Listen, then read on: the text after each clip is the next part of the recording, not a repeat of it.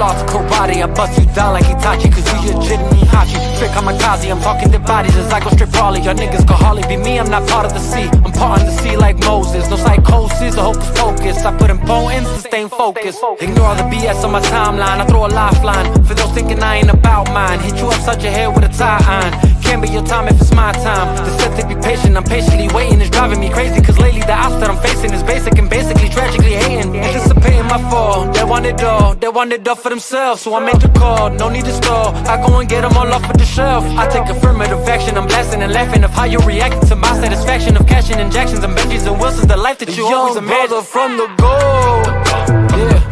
If you ever see him go, it's Holocaust, the Holy Ghost, overcome or overflow.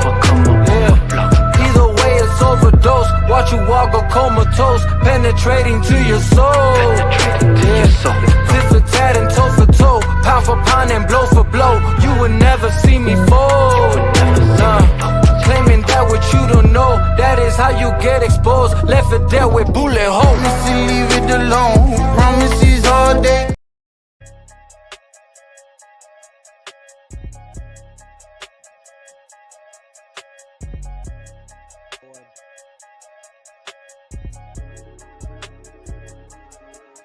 We going up, shit going down. We lighting them up, you best hit the ground. Shooting them up, run after round. When there's blood in the air, you better not dare to come around town. Father, please forgive me, have mercy on my soul. Fools keep trying to test me and I will never fold. It's the way that Wendy raised me, the city of the gold. Load them up and let them go, load them up and let them go, load them up and let them fly.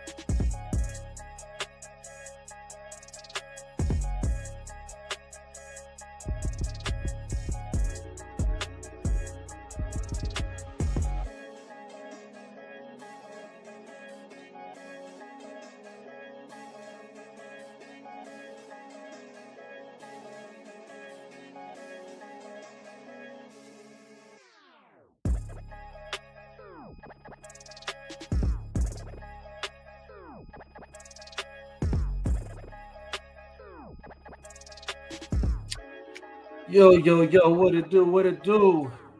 It's your boy Odavino Vega. You already know what it is. Yeah. Hey. All right. Enough of that. We ain't here for that today. We ain't here for that right now, I should say. Not today, but just not right now. I wanted to go live right quick to kind of discuss, I guess, the Superman trailer. Obviously, if you see the title, I'm kind of clear where I guess I stand on this. But obviously, I see a lot of like talking points and things happening online. And I figured maybe I could even like kind of pick up where I left off as far as like the last review I did for that sneak peek, and then also the discussion I just had with Sil on his channel for State of the Fandom. Because I believe both parts of that conversation are important. Meaning, there's my, I guess you could say, possible bias opinion of how I feel about things, and then there's like the objective opinion of how things can be perceived all around, like holistically. And I think that's what made for a great conversation between me and Sil the last time we were on, or I was on this channel. But I want to kind of just discuss this new trailer because I see like a lot of things being said about it, and a lot of people even trying to defend it. I feel like it's all over the place, but I guess for me, I just feel like you know it's just weird to see that people have this like I guess you could say I'm not sure who it is that's actually coming up to bat for this movie sometimes. I'm like, because some of it's just some of it seems like they're just trying to like, since they know there's a fan base that I guess is more intrigued by that which came before this film, and as my title says, like Man of Steel and Batman versus Superman, it almost seems like they're trying to egg on the movement, but at the same time, it seems very hypocritical right now. I'm seeing a lot of hypocrisy from this new fan base that apparently loves this idea of Superman from what they believe the trailer is showing them. And again, it's one of those things where for sure, as many have already pointed out, is that it has a lot of similarities of like, just I guess you could say story plots that Zack Snyder introduced in Man of Steel and Batman vs. Superman that people said were wrong, right? Or and this is what I want to get to, right? Because I feel like there's something here that I feel we're missing here, and that's that, for instance, I'm seeing the whole like, you'll see like articles, headlines saying like,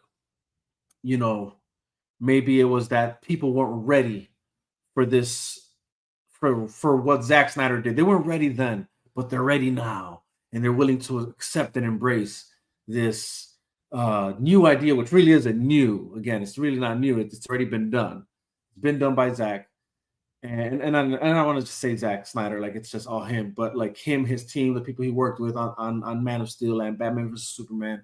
Like the likes of Chris Terrio, Goyer, Nolan. This team of just great writers, great visionaries, and henceforth we got what we got out of those films, which I believe for me are and mind you, I only added Man of Steel and BvS because there's one point that I brought up in Sil's podcast, and that was big screen movies, right? Unfortunately, it's hard to have the discussion around Zack Snyder's Justice League because it wasn't released in theaters. It was only released through streaming. So, as much as epic that film is, since I never got to see it in theater, and many didn't get to see it in theaters, it's hard to like use that as a how do you say a measurement or measurement or comparison. I want to stick to the films that did make it on the big screen and that I feel are more in the sense of timeline, I guess you could say, well comparative to what we're seeing so far. Because again, we haven't seen the movie, so it's not really. And I'm honestly, yet I'm not drawn to see this movie just yet. I feel like this trailer. It's weird that it's getting like it's for sure getting hate and somehow some love at the same time. It's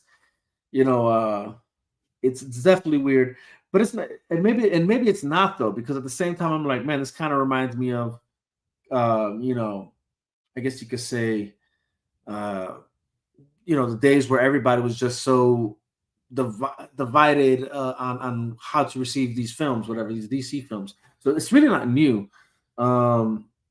But again, this idea that people weren't ready for it, I don't think that's really what it is. I think if we're going to be honest, and I mentioned this in Sil's podcast, is that if we're gonna be honest, there was this weird like disapproval, and so like don't tell me people weren't ready. The critics weren't ready, right? Because that was like the first launch of attacks against Man of Steel, against BvS, Batman vs Superman.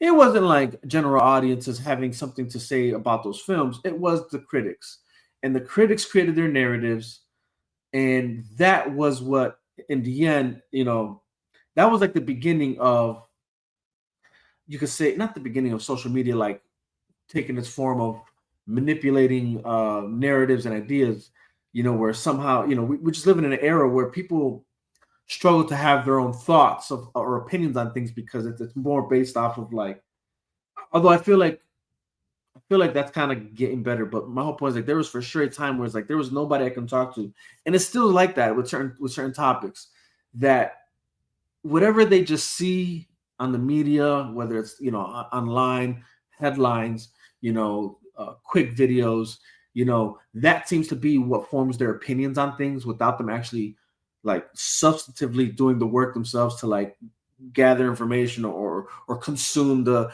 content to form their own opinion on matters. Instead, it's formed by either critics or you could I guess influencers and things of that nature.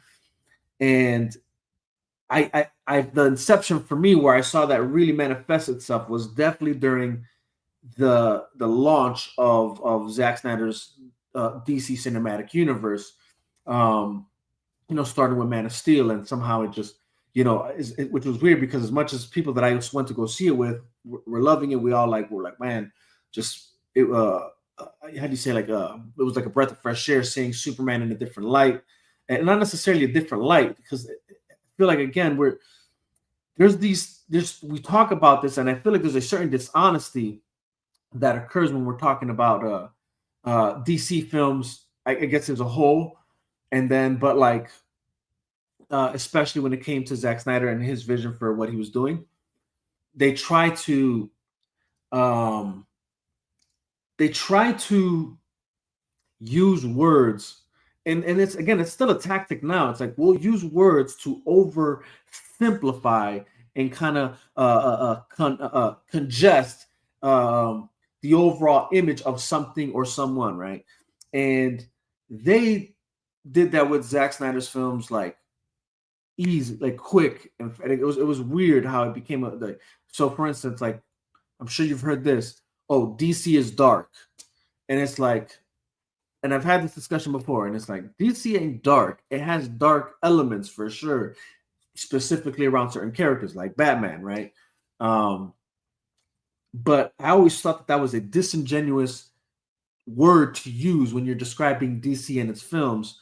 For me, I always felt it was like, no, it's just more mature and more realistic in the world that it's being set in cinematically now. Just to clarify what I'm talking about here, there's just, we have to differentiate that which DC was doing cinematically, that which what it did in its animations, that which with what it did in its comics. And though I guess you could say you can see elements of comic and or video game and or animations, you can see inspirations of that on the big screen. The big screen still did its own thing, right? And last time I talked to Sil, I mentioned that it was, we started with we said it was Nolan who started it all, and there's truth to that for sure. But the more I started thinking about it, honestly, I'm like, even when you actually go back to Tim Burton's, um, Batman, and or that was for sure this. This is why I believe the conversation of dark comes up, because for sure those films were somewhat darker than your average superhero films.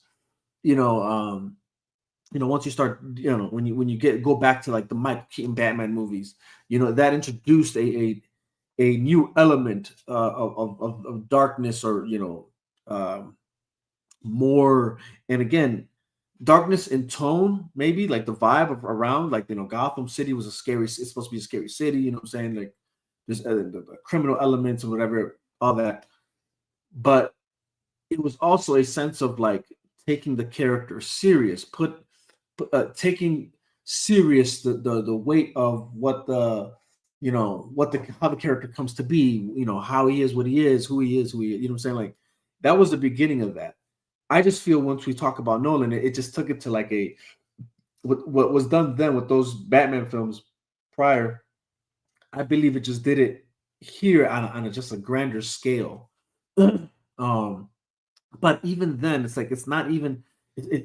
So I started thinking about it even more. I'm like, it's not even just Tim Burton because, or in those Michael Keaton Batman films, it's because like even if you go to the Reeves Superman, there is a sense of maturity in the characters. You know what I'm saying? As goofy as those movies could have been, and even like the you know you know, but that was for sure like the first time I think they you can see that there was this idea like, can we take these fictional characters serious, right? And that's the reality here. I guess I don't want to get it right. It's not about DC being dark. Is can we take these characters serious? Like, you know, like, which, you know, clearly what I mean by that is like these are clearly fictional characters. They do not really exist, and especially in the comics, sometimes they're in situations and things that really sometimes are like, what the hell, you know? But as like a kid or a teenager or whatever, you can find interest in what's being put in the comics, whatever. But it was like, how can you take something like that and put it on a big screen to have everybody appreciate the the idea of this character, right? Um, and so even when you look at those films, I feel like that's what you're looking at, especially the first Superman, you know, Christopher Reeve Superman film. Again, it's this idea of like, can you take this character serious? And I think they were. I believe that was the inception of that, is what I'm saying, right? And that was supposed to be, I want to say, the trademark of DC movies. It's taking these characters serious, despite the very out of this world, out of the box, out of the, you know, like just very unrealistic sometimes scenarios that these, you know, heroes are in, and even what they can do, so to speak, right? So to speak. And that there's like a deeper conversation to be had about, you know, if these characters are the modern mythologies of our time. The reality is there is some truth to mythology, and there's like again deeper conversation to be had about all these things, right? But let's not even go there. I think I've even expressed this before. How I feel like, you know, there's certain elements about the superhero concept that, though seem unrealistic, are very realistic. But anyways, we're not going to get into that. The tone and the idea of DC films is that it's always been mature. It's always been realistic, or somewhat realistic to a certain degree. As realistic as you can make it, right? So from Christopher Reeve's Superman to even like the Tim Burton Batman, the, you know, that style of like, you know, now making it even like it's not even darker, but just more. How can you make it more grounded to a scenario that can really implement fear and reception of like how would this character really be, why would this character need to exist in this proper element, right? So again, you can really go back as far as Christopher Reeve Superman's my whole point. Nolan, just because he did Batman, it really allowed him to do a very grounded version that puts that, and maybe I'm off touch. So here's the other thing we have to consider here. We like to sometimes think like, oh, you know, because we've seen, you know, documentaries or blah blah blah, whatever. We have some sort of insight into history. We like to think we know exactly what it was then. For all we know, maybe those movies were true to its time, right? And I believe that there is some truth to that. You also, without even really knowing if that's true, I just feel like that could be true because, again, for some reason in its time, that movie did, you know, the Christopher Reeve Superman movie was a you know, it was something to behold for that time, right? People, you know, it became a thing to a point where even now there's, you know, I guess baby boomers that are just so adamant about that version of Superman, right? And that is what it is, whatever. But again, maybe it was good for its time. Maybe that's even true for like the Tim Burton Batman. It exists in a time and space and place, I guess, whatever. Where that for its time, that was what it was, right? But fast forward, whatever, Christopher Nolan, Batman, right? Dark Knight trilogy. It is set. He takes that element of darkness, whatever is the tone, not even element, the tone, whatever, but the element of mature reality, right? Where it's like it's not just like this weird kid stuff. It's like, all right, like if this again, it's taking heroes that aren't real. How can you make them real? Nolan just did that even more, right? Because like obviously when you go back to those, Batman's prior to Dark Knight, Michael Keaton or Val Kilmer, hell, even George Clooney, I guess, whatever, the villains and all that. Like it was still very much in the sci-fi realm. You could probably put it as that, like very fictional. Nolan said, I want to take this character and make it very as realistic as possible, right? I'm going to put him in our world, like, but if you think about it, Batman Begins first, it's like an homage to the Batmans before, right? Because like Gotham still looked like the Gotham of before, right? Like when especially since he was what's that part of of Gotham? Not the boroughs, but the barrows. I don't know. It's eluding me right now. If somebody knows the name that I'm looking for here, please help me out here.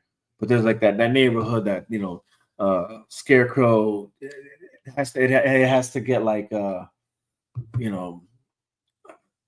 separated from everyone else because of the gas, whatever. I don't know. I can't remember. Or not even Scarecrow, actually. Think about it. It's Ra's al Ghul.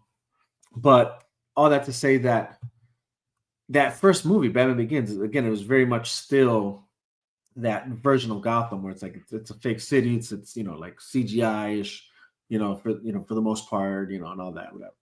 Now that's cool. Like, hey, it was a smart way to like still bring people along to say like this is the Batman we all know, right? Like, but obviously different costume, different act, whatever, and obviously different take also just because it was like we're gonna give you an origin of Batman, right? How does Bruce Wayne become Batman, right? We never really got that until that point on the big screen. I'm saying, right?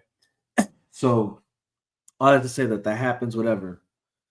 But then once you get into once he goes into Dark Knight, he finds a way to ground you even more, right? Like how can I push this character even more to feel like he's really a part of this world, right? And it's like now instead of like having this fake CGI Gotham, it's like we're just gonna film in cities like Chicago and Detroit and whatever, you know what I'm saying, that are really what Gotham represents, right? Like when you look at the city, like it's supposed to be these major cities that have known mob ties,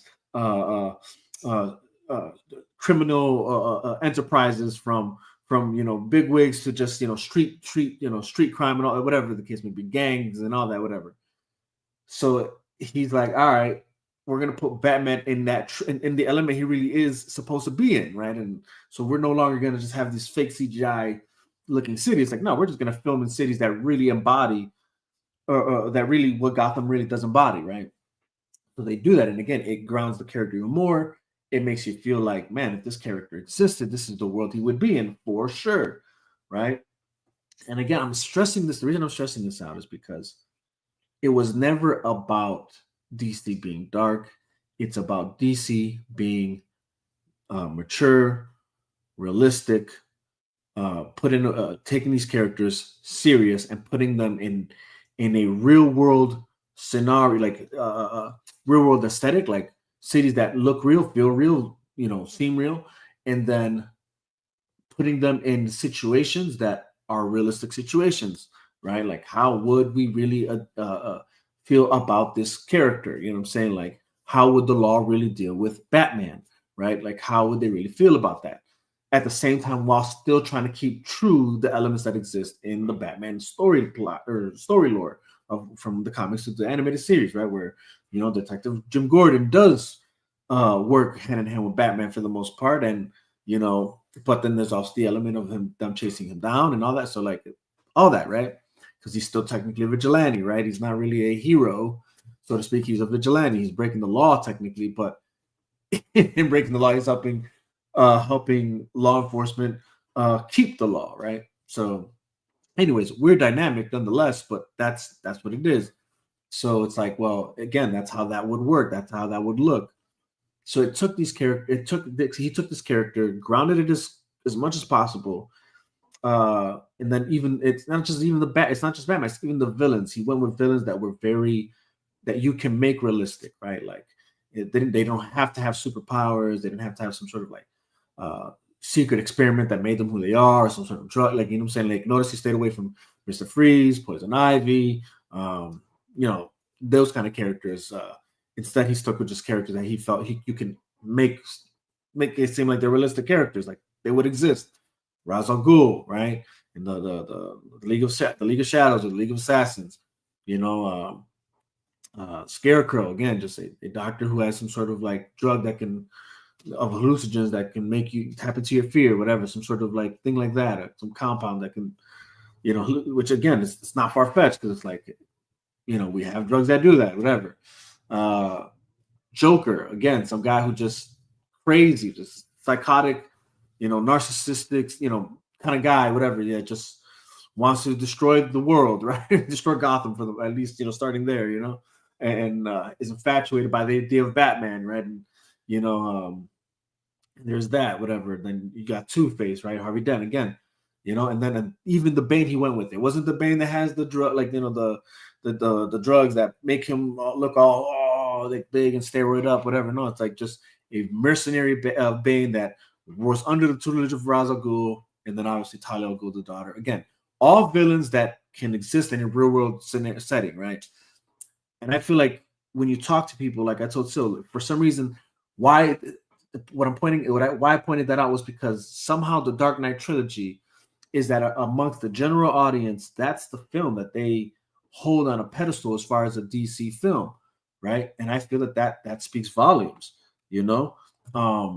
That's not a coincidence. It's my whole point.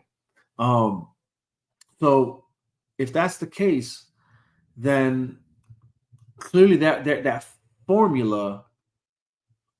Oh my gosh, I can't believe I forgot to go live on Instagram. My bad, guys. So if that's the case, you know, if Dark Knight trilogy is on this pedestal, why is that, right? And so clearly that formula that Nolan tapped into, that not even formula or the blueprint, whatever, it was something that clearly was appealing and successful even to the general audience, is my whole point. Just to catch up people up to speed on Instagram, you know, I'm kind of just breaking down my thoughts on the new Superman trailer. I'm setting the basis for the points I'm going to make is what I'm actually doing right now.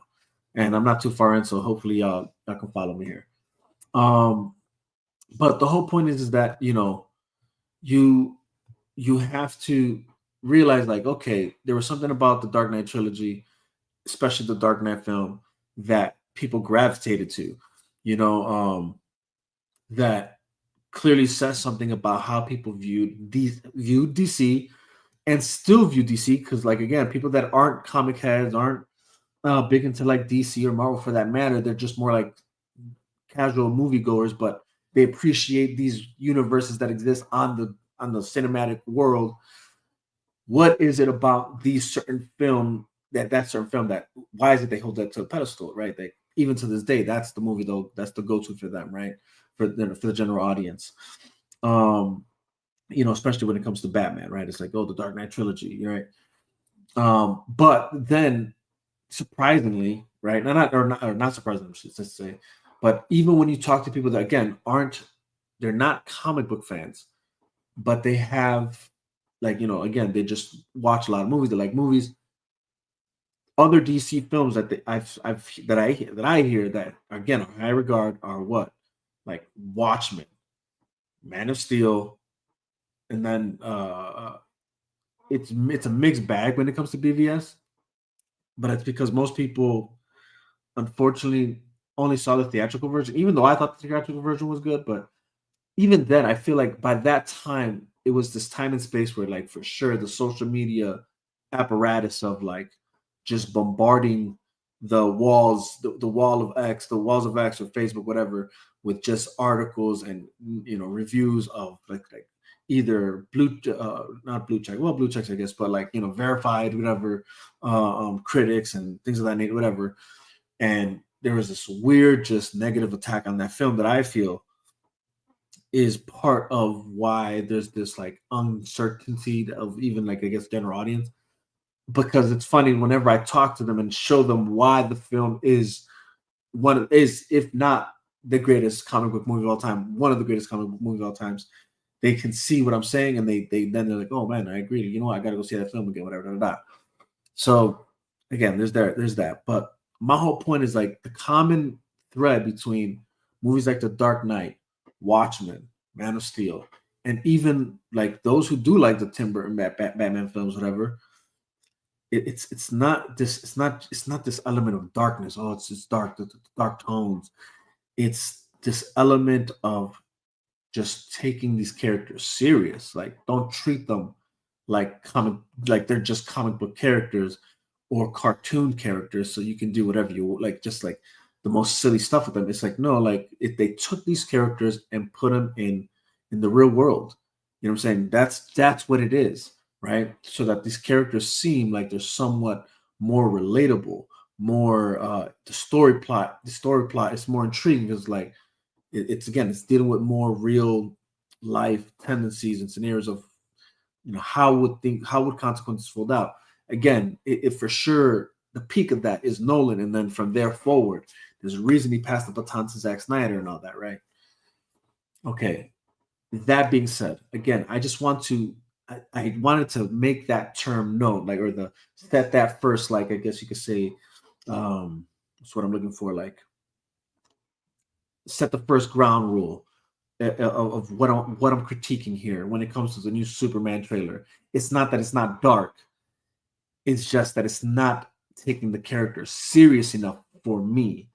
And even the tropes that it's playing with and the plot, they're not as serious. He's trying to make it seem like it's serious, but I don't think he's taking it.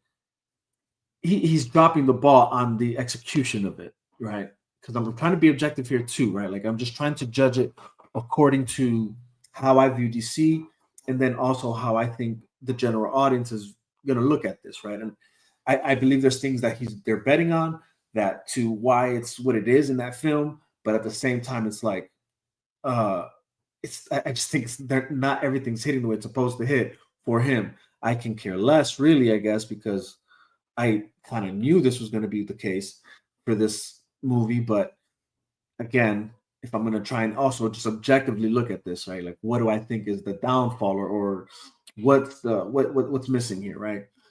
Okay, so now let's talk about this trailer. Maybe I should play the trailer. I don't know. I don't know if anybody's looked at it or seen it, whatever. Same time, it's like I don't want to, get put in that position of like, oh, gotta take it down, whatever, blah blah, or whatever the case may be. But whole point is this new trailer, right? Now, again, the talking point that I seen was, oh, they weren't ready for what Zack Snyder did, and now people are ready. I don't think that's true. I just think back then, the narratives were painted. People just followed suit because, again, I know certain people personally that fall in line like a bunch of robots with that narrative. I had them rewatch the film, like, just extensive conversation of like breaking down why these narratives that were painted about Man of Steel and Batman vs. Superman were wrong. And then when they, at the end of those conversations and rewatching, they see the light, right, so to speak, and realize like, oh snap, like whatever. Like, okay, I can actually appreciate these films for what they were. And so that, which again, the amount of people that have had that kind of like conversation with is crazy, and like I said, every time the perception changes, and at the very least, the very few that don't change their like overall perception, they at least have their own perception in question, right? And those are more people like that are just, for whatever reason, think that they have this false notion that just Henry Cavill Superman is like wrong, and like compared to like Christopher Reeve Superman. And again, I think they just missed the point.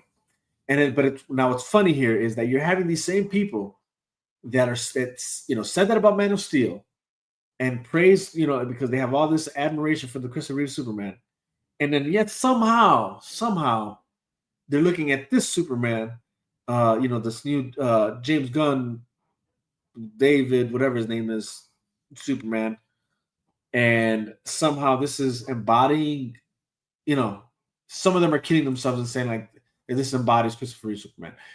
And honestly, sometimes some accounts I'm seeing doing this also, I just feel like are revealing the true colors, and they were never really being honest about anything that they were saying, right? Because then I'll see other fans of Christopher Reeve Superman that acknowledge that even like that this Superman is for sure not what they were waiting for, whatever. Especially with the most recent trailer. So that's why I say it's funny to just see like these mixed reviews and conversations about this trailer that just came out. But again, I feel like that's the truth when it comes to it wasn't that nobody was ready for. I think the numbers show people were ready first and foremost, right? Like Superman or Man of Steel in 2013 made close to $700 million in the theaters, right? The reality is that Batman vs. Superman almost hit $1 billion, right? It was a few shy of 9 million or something like that, right? Or if not, it was like, I don't know, something like that, right? So the trajectory was going up. And I feel like the only reason that movie didn't hit $1 billion, I've said plenty of times, is just marketing was bad for that film. And maybe possibly they should just allow that Ultimate Edition to be the theatrical version. You know what I'm saying? Just to like not have that be a point of discussion of like, oh, the Ultimate Edition is way better, which and it is. I'm not saying it isn't better than the theatrical version. It is better. But I saw the theatrical version 4 or 5 times in theater, so I'm not even sure that that's actually, I guess, a conversation to be had there. But whatever it is, unfortunately. But all that to say that saying that people weren't ready is so disingenuous because again, the numbers show that they were. Now, taking that argument, right? Like I feel like let's just put that to rest. People for sure were ready then, as much as they're ready now for whatever's thrown their way, I think, for the most part. But at the same time, not, right? Because I also had this conversation with this part of this conversation with Sil, where I feel like the difference here is that not only does this character not seem like it's being taken serious enough, is that now for sure you are dealing with scenarios where the character for sure is a different character of Superman, right? And will people recognize this to be Superman? Because even the reality is this is when you're talking about the movie theater experience, you're not just talking about comic book fans. You're talking about comic book fans, general audiences that just go see movies in theater. And that's probably the majority here, right? And, it's people that just go to the theater to see movies, right? That's probably the majority, maybe, or at least a good chunk of moviegoers, right? And the question is like that I posed to him was like, is the Superman in this film the same Superman we've seen on screen prior to, right? Like what we know, right? So we can like we don't have to even discuss the Christopher Reeve Superman because that's so out of date for the most recent movie goer, right? General audience goer. The most recent films of Superman that people know and recognize as Superman is Man of Steel and Batman vs. Superman, and then Justice League in 2017. That abomination of a film. So, because he posed the question if, like, is the Superman brand and then James Gunn's recognition enough to make this film be successful? I posed the argument that I don't think it is because, again, the last thing people can think of Superman in the big screen was Justice League. And that didn't hit, right? And you can make the argument that this version of Superman we're about to get in this film is closer to the Superman in Justice League 2017 than any other Superman before it. And if that's the case, I'm not so sure that's enough. So I don't even think the Superman brand is what it used to be, is my whole point. Or at least what it was in the past decade, if they would have just stood on track with that Henry Cavill Superman that clearly was beloved by, I think, not just DC fans, but just also comic book fans, right? Or I mean, general audience fans. Then if that's the case, then it's like, will the James Gunn fan base be enough to save the film? I was like, that might be the only reason it does any kind of numbers. I said, and that's that. The sad part about that is what that means is that it's not even DC fans, because I'm convinced DC fans of, like, again, there's two DC fans here. There's the comic book fans, right, or just the overall DC brand fans, right? That I think for sure it's obvious that there's a good chunk of actual DC fans are not really um, accepting this new Superman. There's probably some, and I think that those some are probably more so those that just love DC so much that anything that's DC they'll just appreciate without really, I guess, being critical of what DC is releasing. Which, I mean, hey, if that's how you want to view things, by all means, go ahead. If that's enough for you, then it's enough for you. I feel like most DC fans aren't that way because the comic book storylines we've gotten up to this point, the video games, the movies, were all worthy of critical thinking, critical review, critical, I guess you could say perspective, you know, storylines that were very, I guess you could say, what I'm looking for, very, man, wow, not indulging, but very, like, it brings you into the story plot, whatever. Man, the fact that my brain is drawing blanks here. But whole point is that up to this point, that's been the case, at least up until like a couple years ago, until they started releasing films that for sure were no longer that, right? Where you no longer were getting auteur driven DC films like the likes of Dark Knight, Man of Steel, Batman vs Superman, David Ayer's Suicide Squad, and that's that we still haven't even gotten the actual director's cut of that, which we should get. I mean, you can even probably throw Patty Jenkins' Wonder Woman in there, because technically she had her like movie she was known for prior to that film. And then you had and then like James Wan's Aquaman, which, like it or not, that movie did hit $1 billion. You know what I'm saying? And I think I discussed in Sill's podcast that there's reasons I think that is.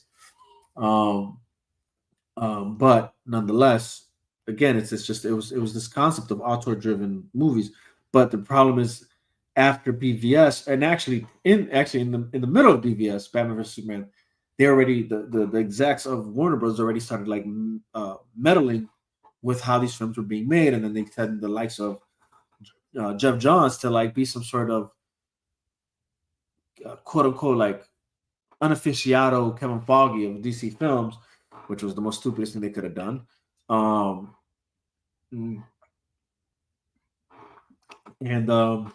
we see where that got us. But whole point is for sure, you see if you were watching DC films, you see where the fall off point was, is my whole point, right? But when you're looking at this trailer, again, I have to judge it according to what I believe is the peak DC, the peak of DC, right? And again, and the reason I'm using Man of Steel though is because I'm comparing peak Superman to this new Superman we're about to get. That's what I'm doing here, right? So it's not about comparing it to the Dark Knight trilogy, because that kind of stands alone in its own world, so to speak, because there's no other Batman. You can probably compare, I guess, Dark Knight trilogy to the Batman, right? That's a comparison to make, right? But right now, for the sake of this conversation, we're going to compare, I guess, if I'm going to compare the Man of Steel Superman to this new Superman, and just to make clear, the only reason there's comparisons not being had, because I'll be honest, I don't think you have to compare them, because they're essentially two different Supermen. You know, they're in their, I guess, essentially their own universes. So it's like it's not really even I guess, a fair discussion to be had. But you know, rest in peace to the rest in peace. Okay, sorry guys, just saw some news here that's like kind of disheartening. But um so you know, again, now there's comparisons to be had, not just because it's Superman, but because apparently there's plots that are very similar to that which came in Man of Steel and Batman vs Superman, right? um I just want to start with the one that I see probably talked about the most right now, and that's that um clearly there's this, like, the world questioning Superman's actions, right? And how is the world, I guess, perceiving Superman, so to speak? And again, just looking at this trailer, it's not all the same. It really isn't. It's really not all the same. But for sure, there is similarities. It's still not the same, and that's the reason why. And maybe, look, maybe because you don't want to do everything the same exactly, because then for sure you're copying. Or but reality is there's a reason why it worked for Man of Steel, it worked for Batman vs Superman, and it worked for that auteur driven style type of film for these superheroes, especially Superman. It worked in that setting for these for Man of Steel and BvS for a reason, and I'm not so sure it's going to land and stick here, and why I'm still not impressed, and why I'm still not thinking I want to go watch the movie, because again, it's not hitting for me. But it's, again, what I see a lot is that right, the comparison of, like, it seems like it's introducing the same concept of Superman's being questioned by the world, aka sometimes even in moments through the lens of Lois, who's a representative of the world, right? Or institutions of the world, right? So obviously out the gate, right? If you know what, I feel like maybe I should just play that freaking trailer, just because it'll be a lot easier to break down. And by the way, I do have this here for a reason. They're not. It's I didn't just stack that up for looks. It's actually there for a reason. I'll get into that later, though. But maybe I'm gonna just break down this trailer and why I'm what is what it is, and like kind of everything that I've seen being discussed about this trailer, and then in comparison to, like, Man of Steel and BvS, whatever, Batman vs Superman. So let's see if I can go ahead and pop up this video from YouTube. Let's go share screen. Bam, bam. So I'm probably gonna interrupt every now and then so I don't get flagged.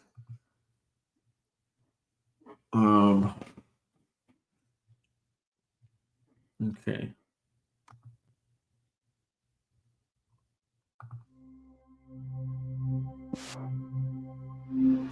Are you being serious right now? Yeah. You'd let me interview you as Superman. Sure.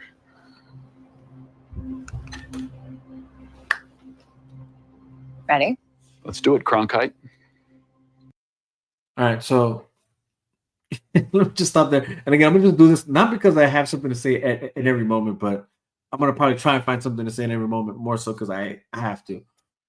And it's not that I necessarily I'm gonna make things up my ass out of my ass. It's just I'm gonna take things that I can talk about, just so I don't get flags for watching this whatever on the live. But let's just stop even there, right? Like, for sure, this already sets a different tone for what we're, I guess, used to seeing Clark Kent being, or Superman being, right? He's now throwing in the middle of this interview that I guess it was his idea. It would appear he throws out clearly this, like, joke, whatever. What's more annoying about that to me personally, it's not that, okay, you want Superman to appear like he has some sort of sense of humor. Okay, it's just that it's James Gunn, right? And that's his way of trying to display Superman as something humor. I'm going to call her Cronkite, which, for those who don't know, he was, again, which is, again, it's a kind of a funny thing to even like bring up, because not many people, I think, even know who Walter Cronkite is. So it's kind of, it goes back to this issue that I told even Sills, like this idea that we're gonna bring back the Silver Age of Superman, or like some sort of pastime with modern, and make this like retro version of these. I'm just not with it. But you're gonna then have him make this joke about Walter Cronkite, or like, about Lois Lane being Walter Cronkite, which I don't even think most people nowadays would even know who the hell Walter Cronkite is. But he for sure was a journalist of his time, right? Way back in the day, where I'm like, again, most people who don't even care for the news or journalism or anything that wouldn't even know who Walter Cronkite is. So I'm just going to point that out there. This is James Gunn's already being a very goofy direction to go with this, whatever. But again, apart from that, this isn't necessarily the Clark Kent and Superman we all know, right? So it's obvious that he's trying to, reconstruct who Superman is, and at least to the general audience, or who has been, again, to the general audience in the past decade, even going back to, like, I guess, the old Superman, whatever. But nonetheless, this is already out the gate what you're getting, right? Like, okay, he's got some sort of sense of humor, some sort of like, even the way he speaks, it's a bit, if you're paying attention to his like language, like the way, yeah, sure. I don't know. Personally, for me, a little annoying. You know what I'm saying? Because it's like it's just because again, I know Superman. Like I've watched, like, again, the more recent on-screen version, big screen versions of him from the animated series I used to, that I even recently watched, just to like, every now and then just tap into that. And it's this isn't Clark Kent. He never has this weird, like, I don't know, like, it's some hard, like, high pitched like voice to him. It's like so weird. But he's always been very stoic. You know what I'm saying? And again, this is where, like, I think people are going to start to appreciate what Zack Snyder did with Clark Kent and Superman and his Man of Steel and his storyline in comparison to this, because this is for sure really venturing off, right? Off of character, right? Where it's like, I think, again, people will appreciate, like, man, well, at least Zack Snyder allowed Clark Kent to still be stoic in nature, like, very, like, it's not that he never had a sense of humor, he does, but it's like it's like a different, it's not this, it's not what we're seeing here. It's like he's very much still a man's man, so to speak, like very, very bravado, so to speak. I don't know if that's what I'm looking for. It's just, he's a huge guy. He's a Superman, right? He's huge. He speaks with like authority, like, you know what I'm saying? But like, even when he speaks humbly, it's still a humble authority, so to speak. Like, you know what I'm saying? Like, it's almost like an exalted voice, that even so when he's speaking humbly, or when he's speaking on the level of, because he still views himself as part of the human race, because he was raised by humans. So it's like he's still able to obviously carry conversations and deal with the real world, but like in this voice that is certain. He could be certain about certain things, and even in his uncertainty, he is certain that he's uncertain. I don't know if that's making sense, but it's not these like weird, like a roller coaster ride of what I can do with my vocal cords type thing that you're kind of hearing this guy use. This is very much emblematic of maybe regular human interaction. I'm just not sure we're used to seeing Superman have these kind of interactions, especially not in the more recent adaptations of him. But all right, let's continue on. Superman. Miss Lane. That was more. Recently, you've come under a lot of fire for what some might. A lot of fire, it's a lot. So even that's a problem. Today, the Secretary of Defense said he was going to look into your actions. That's funny. My actions? I stopped a war. Okay, so again, not in character with Superman. This is an interview, so um,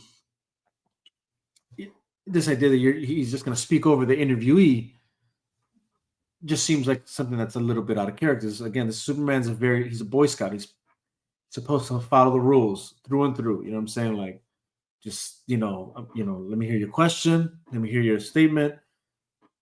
And there's contrast to be had so you're seeing a lot of the contrast even being displayed online right now, like on X or Facebook, whatever.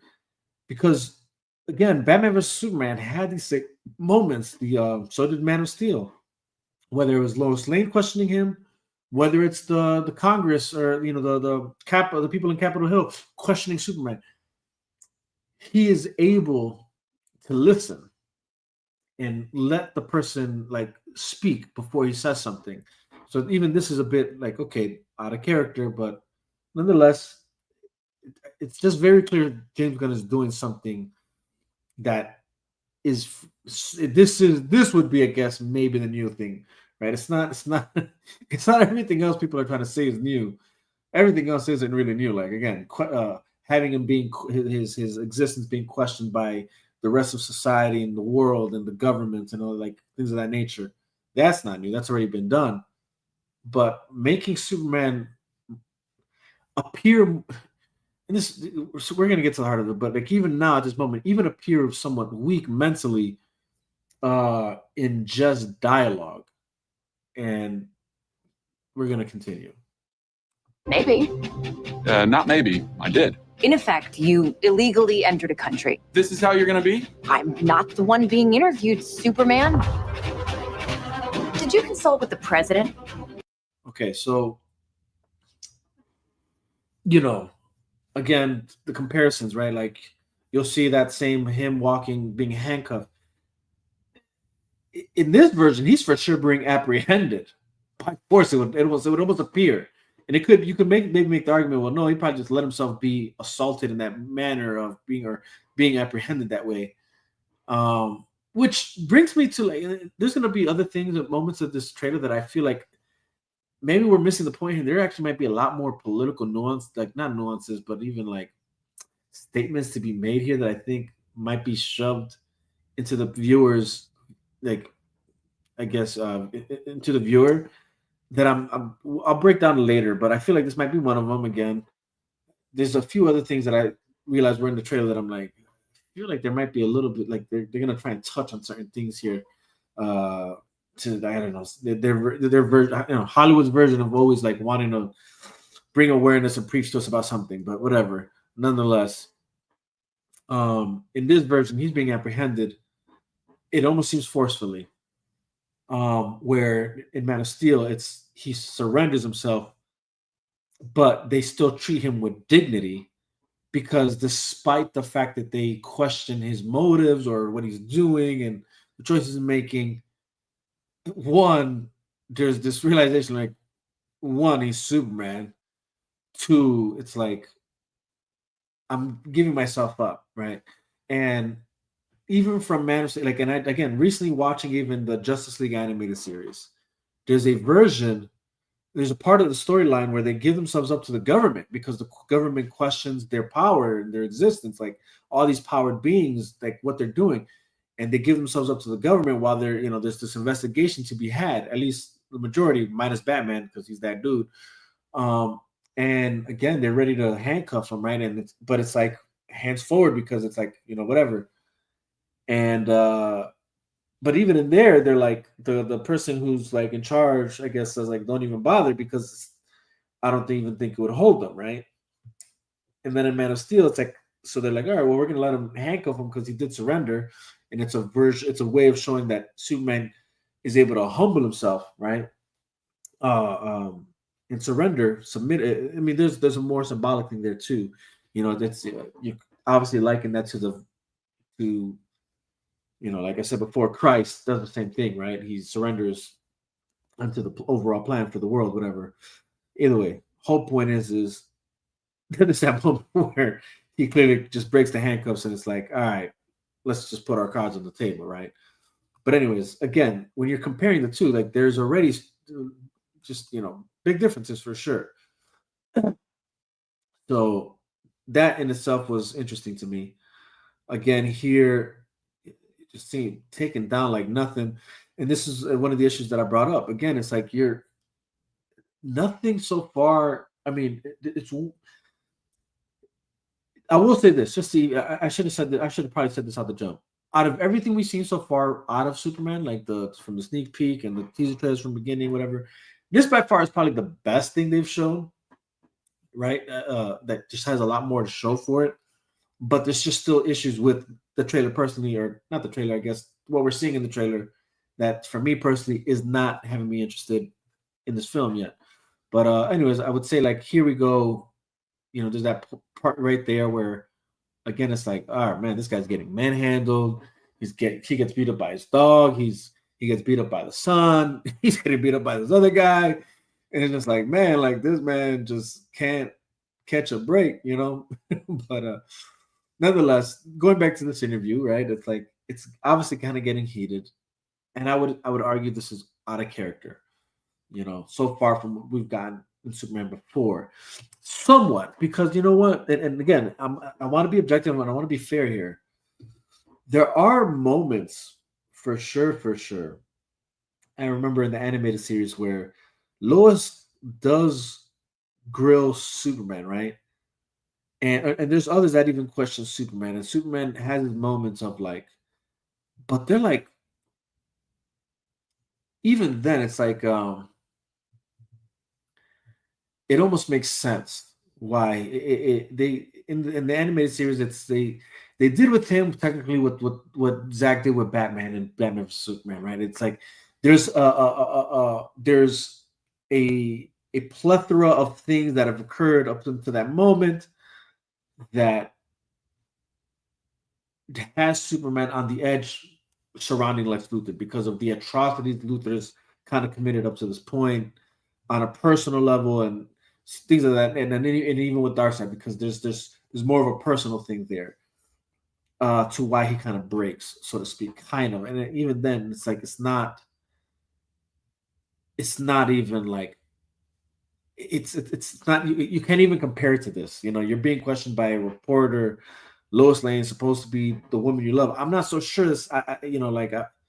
It's just crazy that you would break in this form of fashion under these circumstances.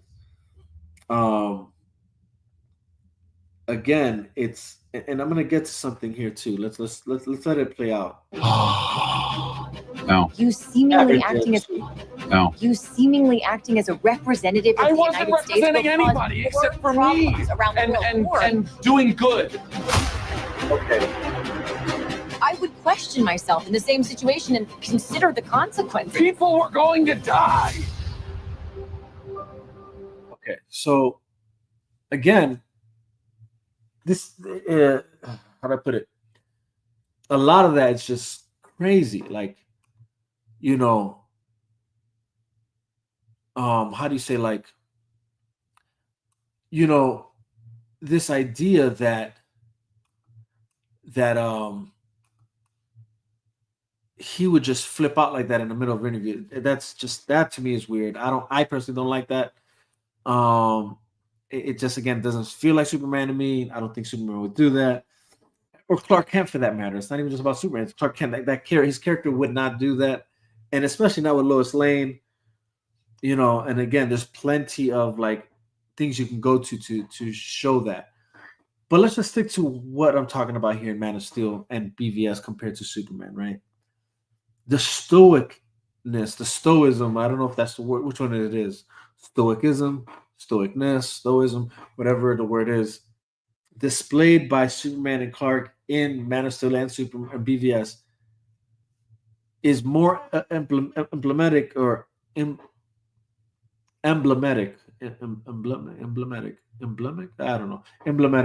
of Superman more than this is. And it's just, so again, I understand the frustration by some that are pointing out like that there are hypocrites that judged what Zack did with Superman, and now somehow this is okay when it shouldn't be.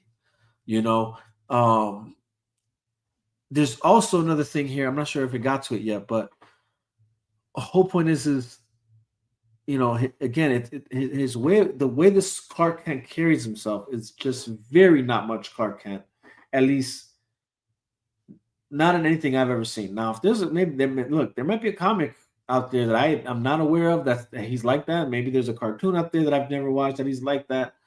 I don't know. But up to now, what I've consumed as far as the cartoons I watched, the movies I watched, the comics that I've read and seen, none of that portray what I see here. So again, that's already weird to me. Now the other thing I would mention too is like, the questioning here is different from this is where I say like some things are the same, not everything's the same, right? The questioning here is different from that of Man of Steel, right? So let's go back a bit. Let's see. So already it would appear that this Superman, and I don't know if this is by design and on purpose and if there's a message to be said here, but and maybe this might be emblematic of a more pastime Superman. But again, it's like I think that the choices you're going with, I'm not so sure are good here, but nonetheless, it would appear that this Superman works more hand in hand, or at the very least has people view this Superman, it would appear, as a direct hero from the United States, is what it sounds like. And because, like, did you consult with the president, as if there's some sort of relationship between the president and Superman, or Superman and the government for that matter, where, again, I'm not trying to say that can't necessarily exist to a certain degree, that has existed like that to a certain degree for sure, comics and animated series. But now I'm just talking about pointing out the difference between Man of Steel and this, right? Man of Steel, Superman was this boy from Kansas, but he understood that his actions were his and his alone, and the world also in that movie. It's not so, like, maybe that's even what this Superman sees in himself. But even the world in that movie, or in Man of Steel and Batman vs Superman, they don't look at Superman as some sort of hero out of the United States, and like any actions he makes is speaks in the United States. No, every action he took was against world governments as a whole, but you see it from the eyes of the United States because that's where he's, I guess, that's where he's from. So like even that government had a problem with Superman. You know what I'm saying?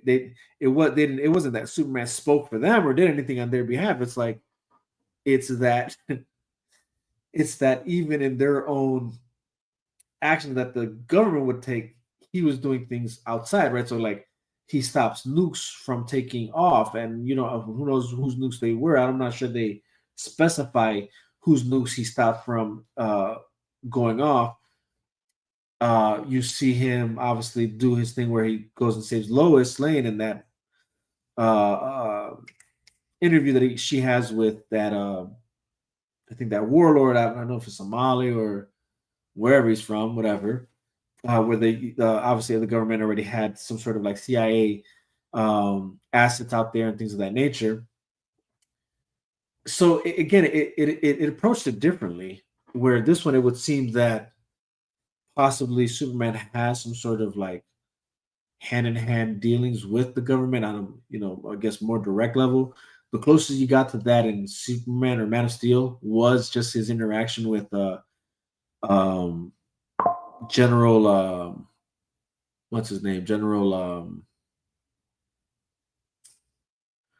What's his name?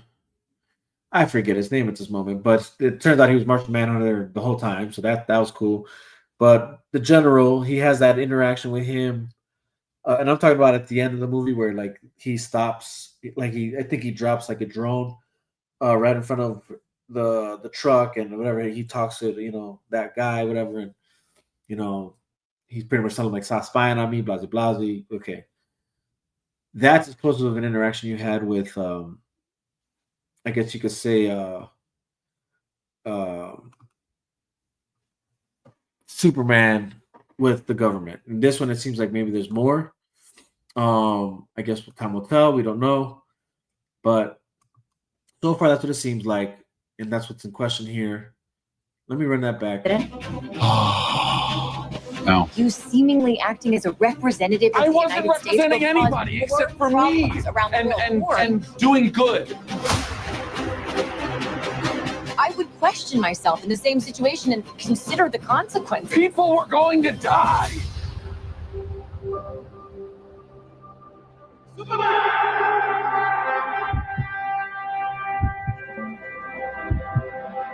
Hey, buddy.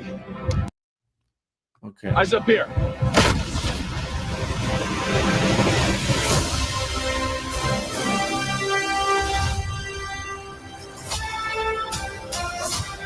All right. So far, okay. They definitely. So I maybe it passed up, but there's the point where it's like she mentions like his actions speaking on the behalf of the United States, and again, I just thought that was a weird approach to this, especially for a Superman that's like more modern. More modern Superman isn't really, I guess, he doesn't represent the United States, so it was kind of weird that was it's a thing here. The conversation is being had here, and again, I'm not so sure it's going to stick the same way it stuck. How while it was executed in Batman vs Superman, where again the questioning of Superman's existence and what he's doing outside of government oversight was what was in question, not that his actions were somehow speaking on behalf of the United States and that has consequences. It's the fact that there's consequences to be had, and yet no government has any kind of oversight on him, or there's no one to hold him responsible for what they believe could or could not be wrong. Mind you, even in Batman vs Superman, the case that was brought up against Superman was on a personal level, not even on a governmental level, where it was a man who said, I want to, bring up something against Superman, right? And, whatever. And obviously that was, we know that was influenced and by design by Lex Luthor.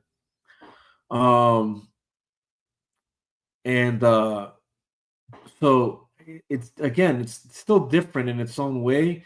But again, for me, someone who appreciates Man of Steel and Batman vs Superman, I feel like the way Zach and his team presented that whole concept, I thought it was executed properly and well.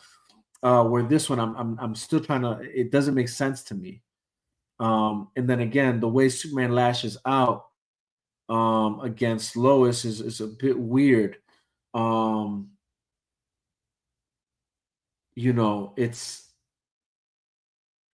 It's for sure. Again, the comparison isn't necessarily there's no, because I've seen people kind of say this about this, and they feel like it's because Lois Lane is like grilling him on the questions, and it's like, all right, fair enough. Then the scene to show the difference between the two, between Henry Cavill Superman and this Superman, is that in the courtroom when he's being drilled,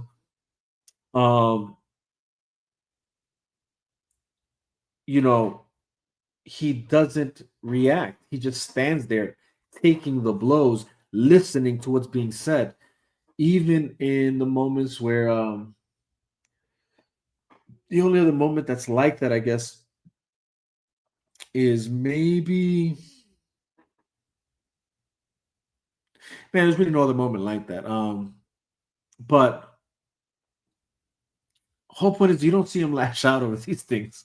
And there's moments you can see him like there's the opportunity for him to lash out, or if he's going to be this kind of version of, right? And no moment did he lash out like that. Not when he's watching the news talk about him, not when he's being questioned in that courtroom. Even, and again, in the little conversation he has with Lois, and that's again the other. So here's there's something else I did want to point out about that, actually. Now that I remember, I'm trying to like remember all the things I thought about when I first watched this. But that's that. Even the difference between Lois Lane here, and the Lois Lane in Man of Steel and BvS is so different. Um, you know, and actually probably any other Lois Lane I know, um, with the exception of different versions that do exist. So again, it's not to say that this version is, but it's about the big screen, right? I brought that up earlier for a reason. What is the big screen like version that we all know? This is not the Lois Lane we know of like that, right? Where, and this is what I'm trying to get at. Even when Lois Lane questions, gets into that question thing with that conversation with Clark in the bathroom in Batman vs Superman, her questioning wasn't about, well, one, it wasn't for a story, but two, it was more on a, I want to understand what happened, right? Because that whole what happened in the desert, for sure, obviously, she was keen enough to realize like there's something off here because I know you for sure didn't kill those people, but yet that's what's the story right now being told. So it was her trying to figure out, why is there this weird narrative being told about you that I know isn't true, and I'm concerned, and I want to shed light on it because I want people, because she loved him enough to want people to see the truth in who he is, right? So it was about her, it was the storyline was her trying to clear his name because she knew something was wrong, like that. Because she knows him, because she knows him, she doesn't question.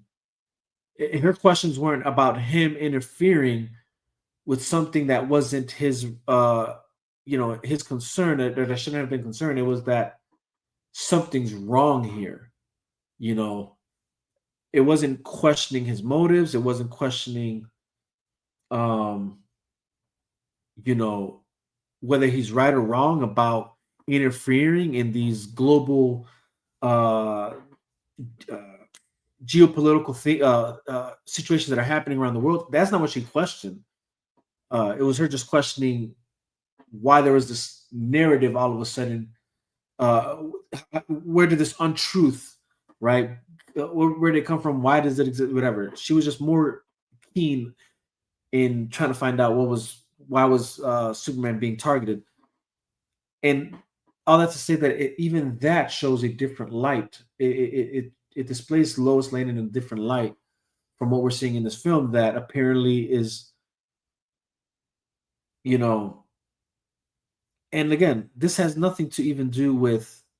Let me even kind of like go back to this and say this. This goes back to the big screen, cinematic, what we've seen displayed. Again, I'm not one that feels that everything has to be according to the comics or according to the whatever came before.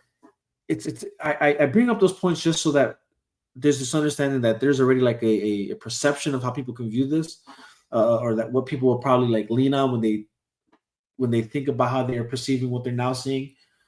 But then it's also about like why do I think Man of Steel and Superman is better in the story that they told and how they display these characters according to what I'm seeing here, right? So it's not even just about necessarily, that one's truer to the likeness of certain of this character. Sometimes it's more for me about why I thought this was the best way to display this character, period, especially for the big screen, compared to what we're seeing now in this version of the big screen.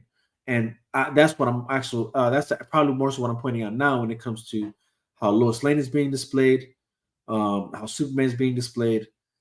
It's more about, I would argue probably that what's more important here is it's just, what do we make of what we see here, right? So far in this trailer, like I said, it's like you're seeing a man who's supposed to be a better man not be so much of a better man, but I guess you could say a man who's easily you know, emotionally swayed to feel a certain way and react a certain way, but also that you know, I guess same thing with Lois, that instead of Lois being a more supportive, I guess you could say, partner, apparently it would appear that she's not that supportive, or I don't know. And again, I'm not saying that that is what it is. Like that, that's it could be that this is just a portion of the movie, and the overall plot is that she's asking her these questions to to again maybe help him clear his name, right? Maybe that's her intentions again, but I don't know. It just it doesn't seem well executed. Again, it could be that. I'm not gonna just say. Hold on, guys. Give me a second.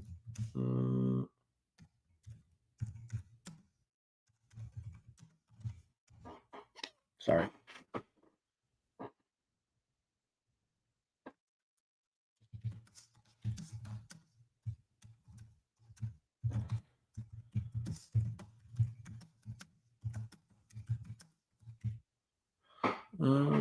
Okay. So so even that version, it just seems a bit I don't know, just a bit off for me. Like um this idea that she would grill him rather than just go out of her way to, you know, um to just like in Man of Steel or BvS, go and defend his honor, on, on her own part. So again, just two different versions of it being displayed. And again, it might be that in this film, it's just that um, this is what you're showing you, but the intention is to help clear his name, maybe. Um, and here's the beloved dog who's apparently getting more shine than, I mean, this guy at least gets down more so than gets, throws down more than gets beat down. Crypto, of course. Where I would say in this trailer, you're seeing a lot of that, of Superman getting beat down. You know what I'm saying? Which is just a very interesting way to promote a movie about Superman. And obviously you see certain feats of him in this trailer, which we might get to, of him doing up. Your choices. Your actions. That's what makes you who you are.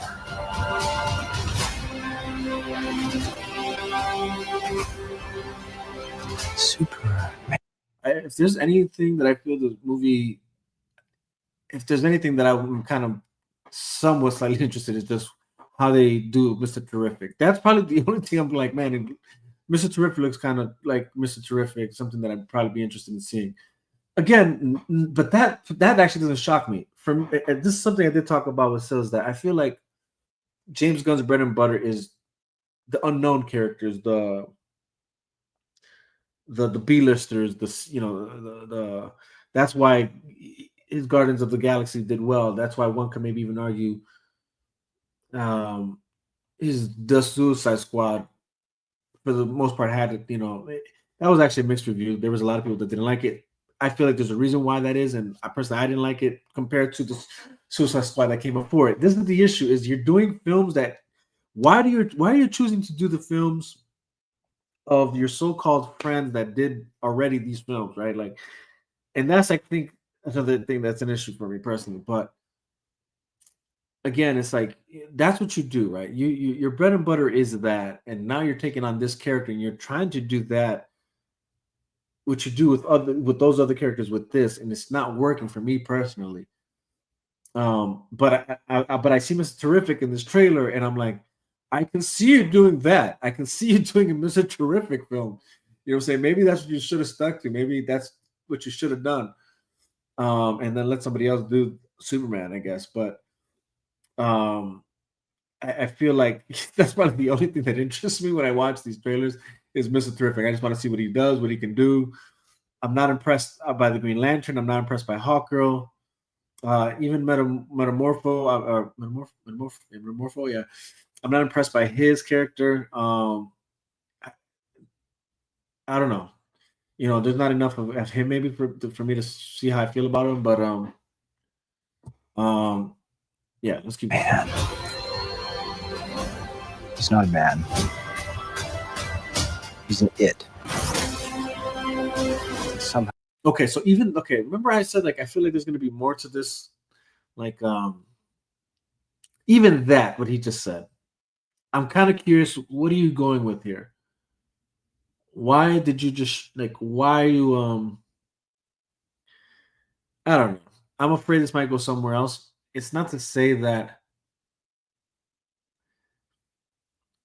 it's a different this is what I'm trying to get at. Again, it seems like there's similar plot points, but it's not necessarily the same, right? One will probably take that and say, "Oh, look, he's copying again what Zack did with Batman and his what he did with Batman and Lex, right? Like how they both viewed Superman and Batman vs Superman, right? But there's that line where Batman, when he finally has him down with the kryptonite spear, and he's like, "You were never," and he says, "You were never a god." Right, and then he slices him with the, on his cheek, and then it says, "You were never even a man." Where it's like that's a strong feeling to have against this guy, right? But again, it's wrought from something else. Again, we don't know. It's hard to read. I don't want to be too critical about that.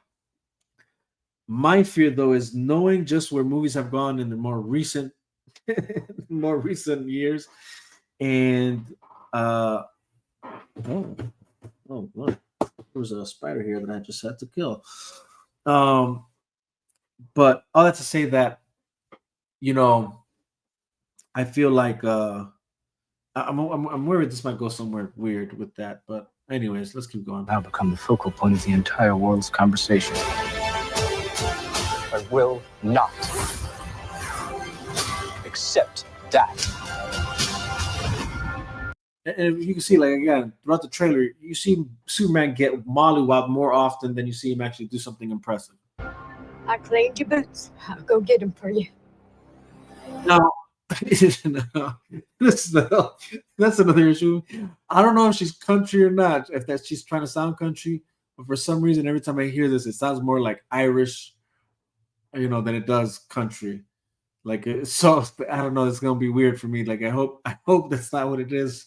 Again, I'm not really gonna see this in theaters, so it really doesn't matter to me. So far, it's because again, I'm not captured by this at all, and again, it's just hard to appreciate, I guess, anything else that comes after something as magnificent as Man of Steel and Batman vs Superman. But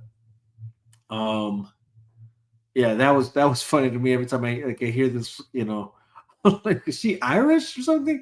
Because it doesn't sound too country to me. It sounds more Irish to me. I could be wrong. That looks bad. That looks horrible. Like the CGI there was horrible. And even that monster looks weird. I don't know. I'm just not digging this. I know a lot of people had brought up the question about the Green Lantern ring. I did too. Like I kind of did wonder about that because I'm like, man, I feel like every time I've seen an adaptation of Green Lantern, whether it was animated series or comics, it's like the projections come out of his ring. But then I feel like there are moments where I do see that they're able to construct things out of just, away from the ring. I don't know. I don't know how that is a question. If somebody has the answer to that, please let me know, because I feel like that. I don't know. I feel like there might be something there. I'm not so sure that's actually.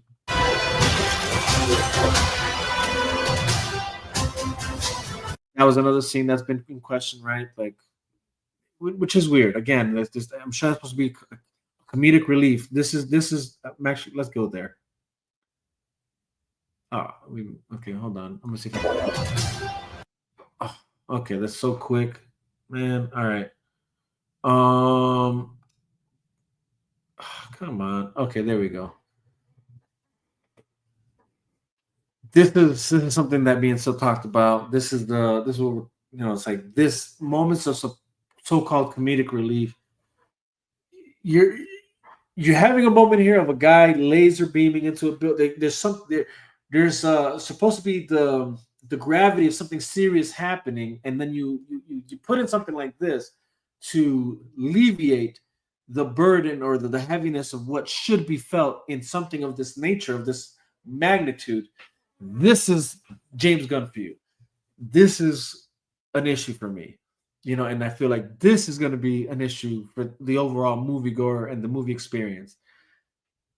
This is, again, a Superman movie. Take the characters serious, man. This isn't supposed to feel like a Deadpool movie. It's not even supposed to feel like a Spider-Man movie. It's not even supposed to feel like a damn Guardians of the Galaxy movie. It's a Superman. Set him apart. Take him serious. This isn't it. You've dropped the ball already. Unless you're somehow able to scrub these silly moments out of the film so that the real heaviness of the consequences and the things that are happening can be felt. Because if not, I feel like this is just gonna. This is another shot in the foot of you. Like you're not. This is just silly. This is silly. Like, who the hell is taking a selfie while this fight is taking place? Who really is doing that? Again, this is supposed to be a kind of like, oh, wouldn't it be funny if somebody like some influencer was just gonna like? No, actually, would it be funny? You know what I'm saying? Not in this movie. Not in this scenario. Like, you can do that in something like The Boys, right? Because it's a parody, right? You could do that in something like maybe even Invincible because it's a cartoon. You really don't take it too serious. Although Invincible, for better, I don't know why I was going to say for better or worse, but even Invincible probably carries a more serious tone to its story plot being a cartoon than I've seen so far of these Superman trailers, right? And so this is just silly. It's like, bro, a city looks like it's being leveled. There's people who probably died in that building. There's actual danger of a high magnitude, and somebody's gonna take a selfie. Where at least in BvS or Man of Steel, when it came to that battle in Metropolis, everybody's running, dude. Everybody's running or hiding under their desk or doing what, gathering their things. Like, we gotta go. You know what I'm saying? Like, because that's what you do in a moment of danger. You don't just stay to take selfie. Like, not like that. Like, and again, these are something like that. Again, worries me that you're trying to make comments on certain things that are either being discussed politically or socially, and you think this is a moment to shed light and how goofy is this, that this is a part of our society. People that take selfies and are more concerned with their online influencing or things of that nature, their content, than they are over what's happening outside. And that's like, dude, like, don't, like, that's like this right here is like an over exaggeration of that. Ain't nobody doing this when there's a and not like that, especially when there's a battle taking place, or if you know that there's a attack of such magnitude of city destroying levels that I'm just gonna stick by and do selfies. I mean, the only way this is probably gonna slide, honestly, is if maybe somehow this dimwit of a blonde is so out of touch with what's happening around her that she's so into herself that, and even this, I say this, if this is gonna slide, it's like a light slide. It's not even like, it's more like it's just people who are willing to accept the nature of this just because she's a dimwit blonde who's so into herself that she's not aware of what's happening around her, and that's why she's taking a selfie. And then it's gonna be like, oh my god, whatever.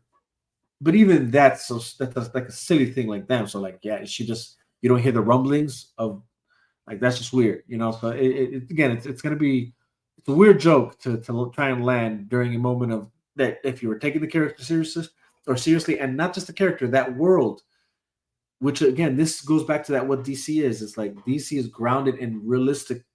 This is what made DC. It's grounded in a realistic world, even if the characters itself are fictional.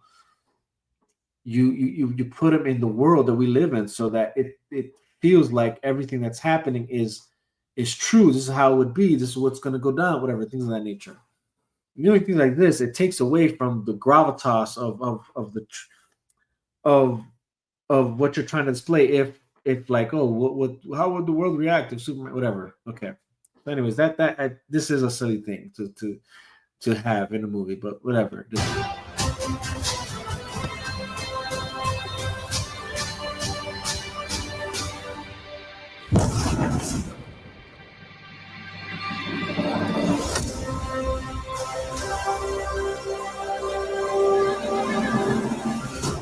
You have a dog?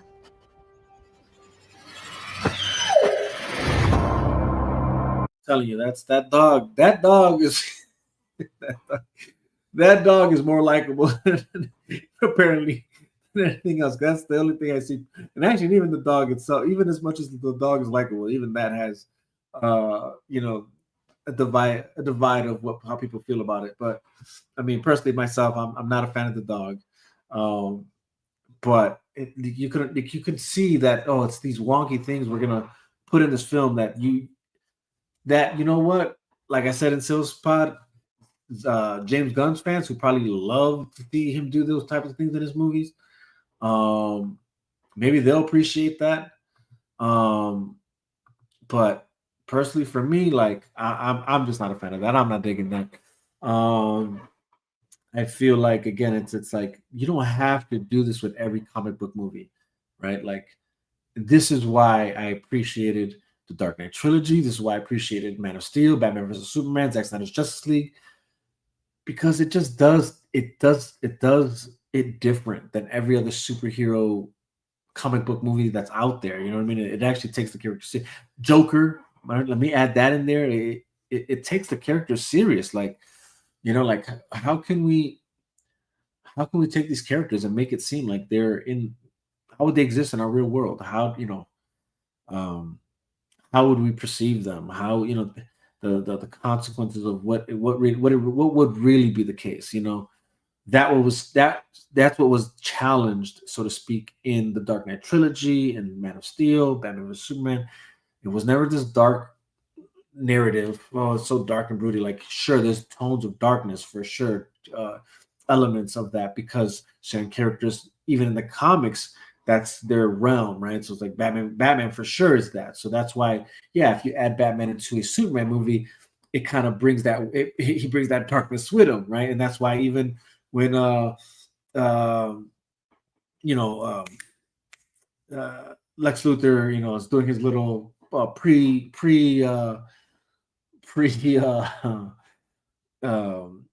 pre-match commentary, right? And he's like, you know, and he's like, right when he's, you know, Superman's gonna face Batman, he's all like day versus night, blue versus black, whatever, like whatever. Anyways, all that to say that if BvS probably felt a bit darker, it wasn't because Superman's darker. It's Batman's in that world now, and every time you see that element, it seems dark. So then, yeah, when Superman goes to Gotham, it's Gotham, right? Gotham feels dark, whatever. Although, anyways, again, it's what I'm trying to get at is this trailer still doesn't do it for me. I still don't see. I feel like people, again, the only people that are enjoying this are James Gunn fans who are gonna like anything he puts out there, and I think just DC fans that overall just love to just see DC. Like, they have no critique about what they're putting out there necessarily, at least no strong critique. And I feel like, oh, and I think they want something to land and stick, and you know, and I get it. Don't get me wrong. Like, I wish I could say, like, yeah, this. I don't find it I don't find it. I'm not amused or thrilled or excited to dog anything that is, you know, any DC film that isn't Zack Snyder. It's not that. It's that DC, for me, cinematically always set a standard, you know, and you could even probably say that that's just Warner Brothers as a whole, right? And it just seems like ever since after Batman vs Superman, they just forgot about that. And it's like every other film, it's like it's not what it's supposed to be, with the exceptions of like something like Joker, you know, and then Joker, the Batman. You know what I'm saying? And look, and I'm not a fan of the Matt Reeves Batman, but at least I'm not a fan of the Batman, like his Batman. I like that world. You know, the everything seemed good. Like, you know, the villains, the Gotham City, you know, even from the series The Penguin, like everything looked good. And you know, it's just the way they wrote Batman in that, and Bruce Wayne in that universe just didn't land for me. It didn't stick, and that's why I have an issue with that movie. On top of the fact that, yeah, like my own biases of like I'd rather keep seeing Ben Affleck play Batman and whatever storyline he had for us with Deathstroke, and that's what I'd rather see.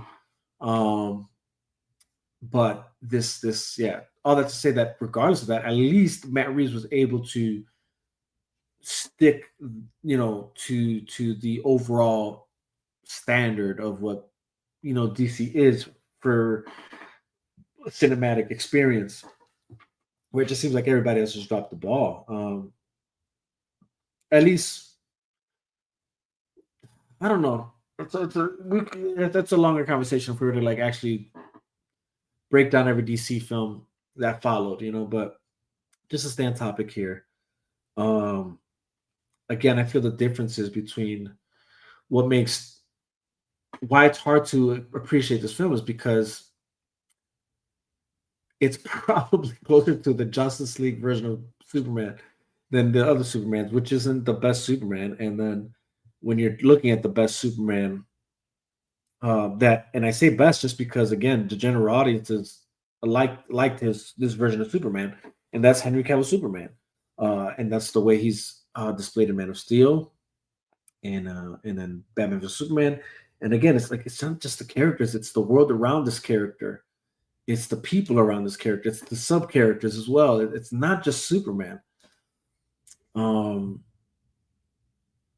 So it's again, it's, you know, between a Henry Cavill Superman that, from, you know, Clark Kent to Superman, he composes himself well. He's, you know,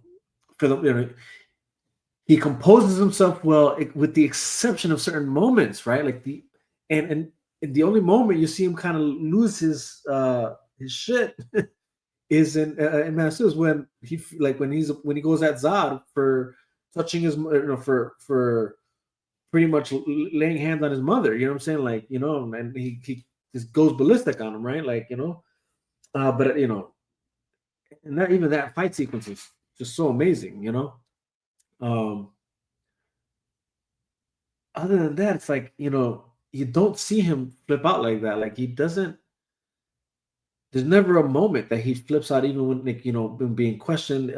But he stands true to his beliefs, right? Like, it's not to say that he doesn't question the narratives also, right? Like, you know, he has altercations with man, wow, with Perry, you know, about what's important, what story should we cover, you know, things of that nature, you know. Even with Lois, like, he's so in love with her, you know, he's willing to protect her from anything. And yeah, even I've seen the arguments of like that whole, like, him flying into like rescue that, you know, in this trailer, right, he rescues that lady from being stomped on.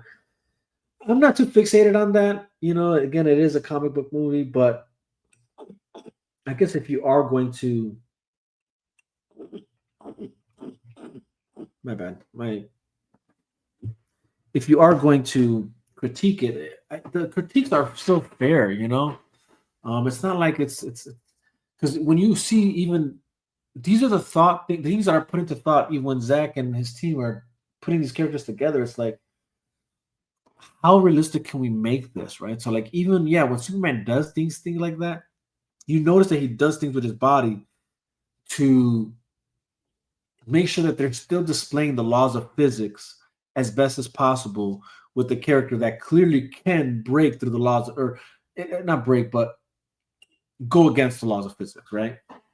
So I think this is breaking the laws of physics, whatever. You still see him do things of that nature, right? It's not like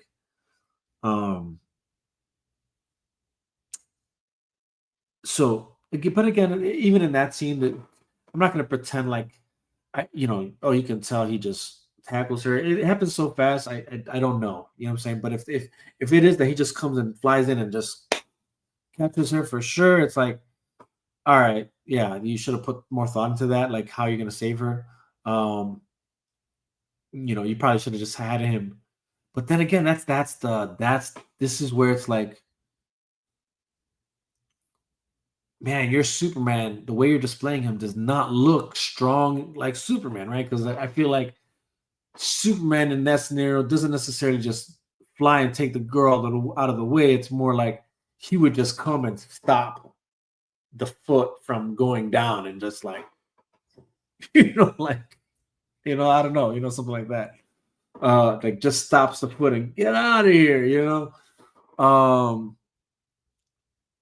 So yeah, I don't know. There's a lot to consider there, but again, people who think that people are just hating on this movie just to hate, like, no, there's true critiques to be had, man. There's true critiques to be had, and it's not just about Zack Snyder. It's just that even on a DC level, this doesn't feel like DC. I think they're so far from the trailer. It does a poor job of portraying Superman as super. Because that word super in Superman, it's emblematic of many things. It's not just the fact that he's impenetrable or that he's faster than whatever they say he is and stronger than that or whatever. You know what I'm saying? Like, it's not that it's not even just on a physical level. It's that he's super even on a mental level, on an emotional level. He's the best. He's the best that any of us could be, and that we could strive to be. Like, that's why we looked at that. He's supposed to be that. Someone you look to, like, man, I want to be like Superman. Like that's supposed to be the idea. So a Superman that just lashes out, right? And let's talk about it. So like I even seen people like now that like since the battles have begun, right? Like the comparisons, and I hate that this is the case, but it's at the same time like, what else do we expect here? It's like, it's unfortunate. Unfortunately, we are going to compare. It's just, what else are we going to do here? So, but in the midst of these wars, right? Of those who are willing to come and bat up for these trailers and sneak peeks that we've had, and then those that are just dogging the crap out of these movies, rightfully so, or out of these trailers. So they'll use the scene of Clark with his dad in Man of Steel, where they're driving in the car and he kind of snaps on his dad, but that's more realistic than a grown-ass man having a damn near almost having a temper tantrum over just being questioned by Lois Lane,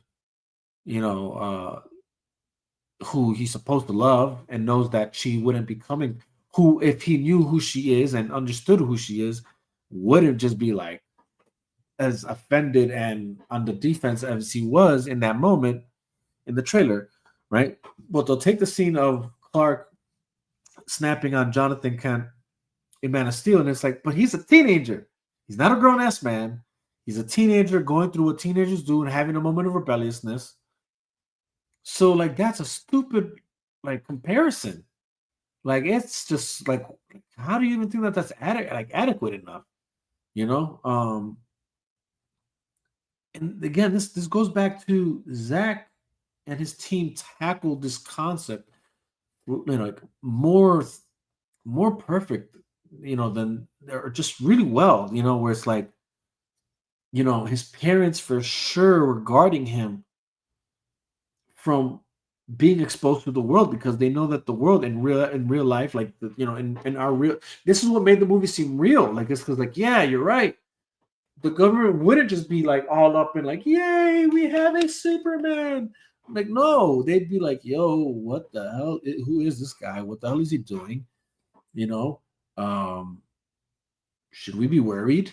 I think we are worried. Like like these are the true conversations you're having when you see somebody who has this kind of power, you know, and this capability. And then the only people that are probably more so thankful and grateful are those who are personally affected by his heroic deeds. So their outlook for sure is more like, I was saved. But at the same time, certain people's view, even in being saved, are probably still tainted because their families weren't saved. Their families died, or his co-workers died, like the dude with the lost legs. I forget his name right now, Wallace. And why his perception of Superman was jaded was because he lost his legs, he lost his family. So it's like, how I'm not happy you saved, whatever. Like, I lost here, and in his mindset, he's probably like just there's just a lot that goes into like really deconstructing and dissecting the actual thought of Superman's existence. It's not just his base level as like, yeah, we're gonna have him do some things that clearly the government has issues with, or it's gonna speak on America's role in the world, because that's what it seems like. Again, it goes back to the, like, it almost seems like this movie's gonna try and touch on like political and social issues, like, which is getting tiresome from Hollywood. It's like, yo, stop trying to talk to me about your perception of politics or your perception of so the culture, or what you believe the culture should, whatever. Like like, I don't know. It just seems like it's gonna be one of those things where like you have something to say about this, and it's like, save that for where it belongs. You know what I mean? I don't know. I'm being a little bit more harsh here. I honestly don't mind when they do things like that. I just feel like I like it when you do it in a manner like BvS did it, where it's like it presents it from all angles, right? So it's not just like a one-sided, and that's what I mean. Like, when you're gonna deconstruct and bring a nuanced perception of this, that means like you got to cover all the angles of how this would really work in the real world, and yeah, like there are consequences and there, whatever. But this idea that, like, I don't know, it just seems like between Superman's not a man, he's an it. Okay, that's a weird conversation to have about Superman, but okay. You know, again, it's kind of hard to say where where Lex is, like, why he's saying this and where he's saying this. That's also going to be telling of like what you're doing in this film.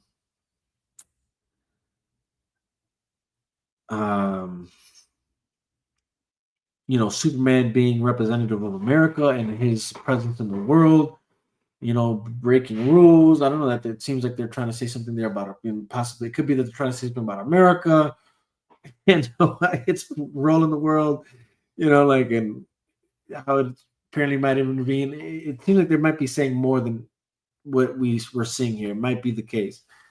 Maybe I'm just looking too deeply into it. It could be the case, but that's how I feel when I'm seeing these things. It seems like, okay, they're trying to say something there. There's a few other things that just seems like they might be trying to like touch on something socially or politically, whatever. But again, we won't know if I'm right or wrong until the movie's, I guess, watched and seen.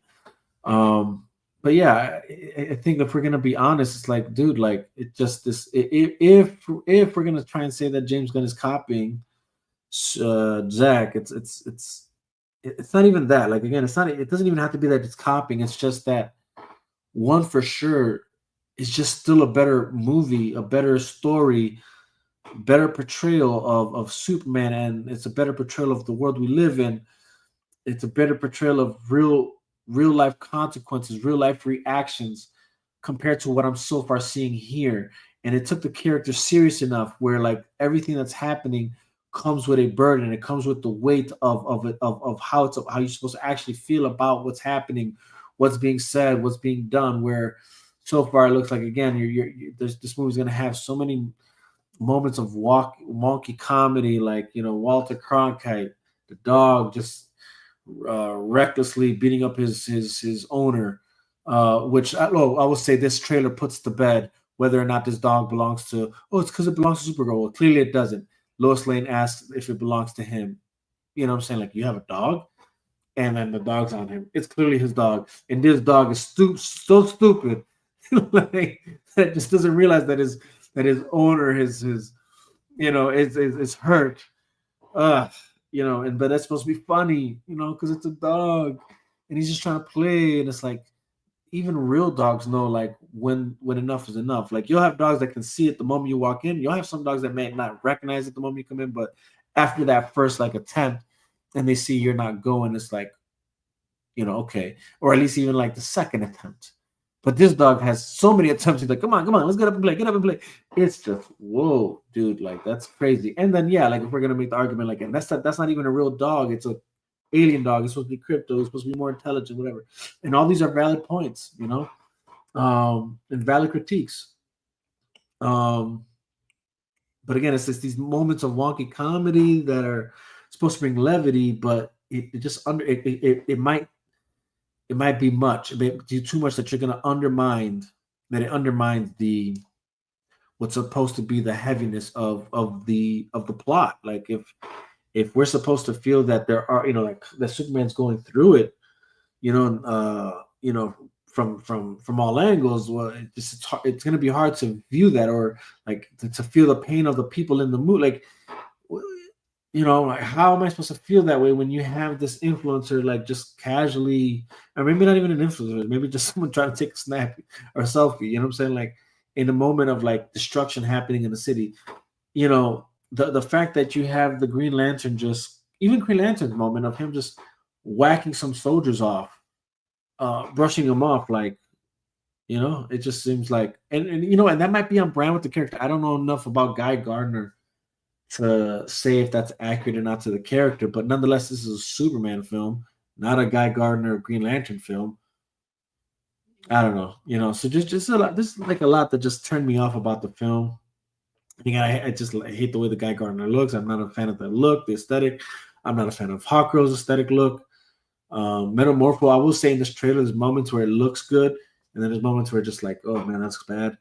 And then the suit, and just the way Superman looks all around, for me, it's just, I don't like the way he looks in this suit. I'm not a fan of the Underoos. There's moments that the CGI just looks bad. That monster, the kaiju monster, it looks like Barney almost. Looks like Barney put through a science experiment. It just looks weird, man. So yeah, I don't know. And then again, just seeing the way I'm not a fan of the way he just, like, lashes out, and gets, all in his feels with Lois when she's questioning him. I don't like the fact that she's questioning him the way she is. I feel like, like, are you here to support this man or not? You know what I'm saying? I don't know, man. There's just so many things that are I'll say this. It's just all still too confusing. Objectively, without really, like, my own, like, personal biases of opinion, if I were just to, like, just look at this trailer and it's just so confusing still. And I'm personally not convinced that this it's enough. I'm not convinced this trailer is enough to convince people to go watch, and I'm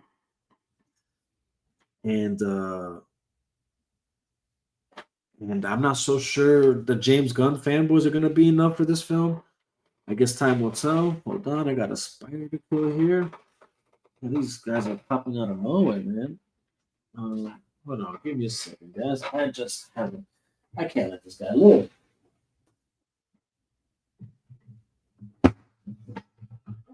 He dead. Sorry. Whoa. All right. Thought I killed him earlier. I guess not. Anyways. So yeah, that's where I'm at right now with the film so far, or with the trailer, how I feel about it. I'm not convinced it's enough. Again, objectively, if I, just to give the benefit of the doubt of those who do want to see it, like, hey, power to you if you, for whatever reason, feel like this is enough for you. If it's, I don't know, you actually like it. And if you're a fan of James Gunn and what he does with any and every of his movies, then yeah, sure, this is for you. But then just don't say that you're like a fan of. I just wish there was honesty there in this. My thing is honesty. Don't say you're a fan of like DC and what DC has done and that this feels like DC because it doesn't. It just doesn't. If you're honest, you'd know that that's not true. And don't say that this is reminiscent to like, oh, this is what I've been waiting for, like a more of a Christopher Reeve, because it doesn't even feel like that either. And you'd be lying if you're saying that too. The closest thing to that is Superman Returns, and we saw the numbers that did. You know, so yeah, if there's anybody who I feel is really interested in seeing this movie, it's more like James Gunn fans, Marvel fans, than it is DC fans. And again, whatever, you know what, it is what it is. You know what I'm saying? Like, but I just hope my hope in all this is like if all this fails, like can we at least get the Snyderverse done? You know what I mean? Or like that's my whole point. And again, why Snyderverse? Because up to this point, that's been the only the only content to ever come out of DC or Warner Brothers that actually is on brand with what DC cinema feels like and it's supposed to be. As far as like if you're trying to create a world, a universe, and I think people are still invested in that story. People will look at people will still go to HBO Max, watch Zack Snyder's Justice League and thinks, and I know they think like, okay, well, where's the rest? Where's the next movie? When is that coming out? Because it's just true. Nobody watched those films thinking, I'm glad it's over. Nobody watched Man of Steel, BvS, and then and said, I'm glad that's over. Nobody.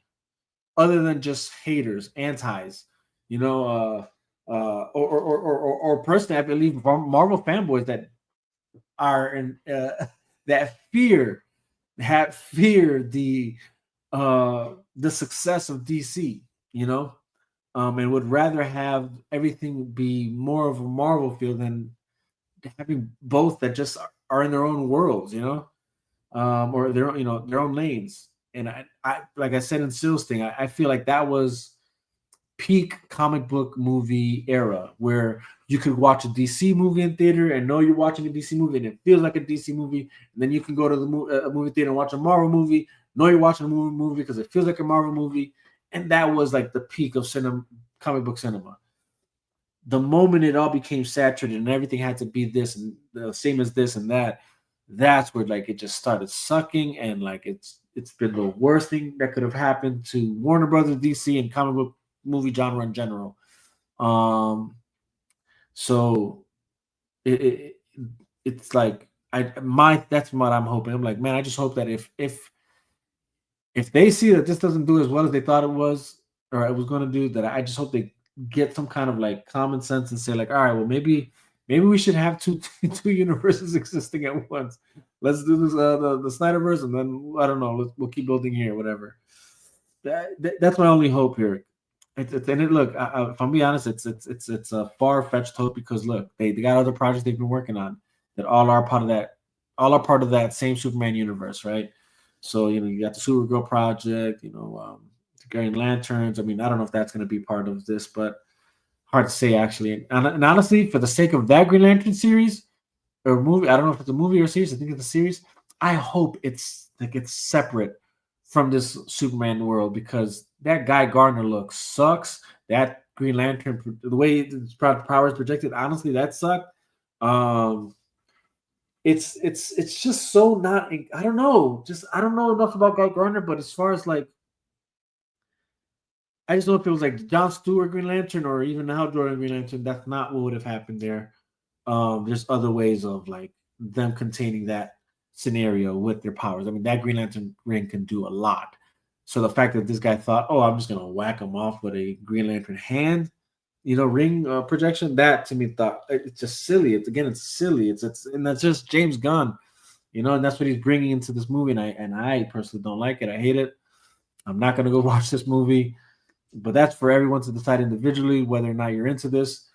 And again, hey, you know what? If this is your cup of tea, like I'm good for you. You know what I'm saying? Like, I'm glad you feel that you're gonna go and watch this and enjoy it. Not me, not me. That's for sure. I'm not gonna go watch it. I'm not enjoying these trailers, the sneak peek. I don't. I just laid out my issues so far that of what I'm seeing with this. This so far what I'm seeing pales in comparison, to what I do like and appreciate. And again, and then even if I'm just gonna be objective here and just take out the Man of Steel, the Zack Snyder aspect of the conversation out of here and just say like, oh, look, they were gonna relaunch regardless and reboot the whole thing. I still feel that if that was the case, this was still this was still the worst way to go. Like you were better off just getting another director, someone who, again, of that auteur like vibe, and then and this probably would have been more well received. And like I said in Sill's podcast, I mean, look, the Batman, whether you like it or not, it still did decent numbers. Why? Because they brought in a director that is, has his auteur like vibe to what he does. People are a fan of his other films, and like, so when it's like, oh, he's doing the Batman, that was good, and then the trailer looked good. It had everything. It had everything going for it. And then you went into the theater, you watched the movie, and you either liked it or you didn't. That was that. But the reason that movie was still successful, I feel, is because it was Batman. Batman is just more popular. And it had a director that people love. It had a good cast, that people are familiar with. It looked good aesthetically and then tone wise, and even in the trailer when you got that something in the way, there was a vibe, and then whatever, you like, oh, okay, this looks like it's gonna be good. And obviously, like, I thought, that's when I saw the movie, I was like let down for sure. At least as far as I was let down because, like, this is a Batman movie. What should stand out to me is Batman, not everything else. So that's why, for me personally, it's still an L overall, because it's like, well, this is supposed to be Batman's world, and Batman sucks. Everything else seems good, but this Batman sucks. Anyways, now I'm ranting, I think. But all that to say that clearly, if that movie was able to somehow still generate some numbers, generate some intrigue to it, this movie should have been able to do that. And there's a reason why it's not, is my whole point.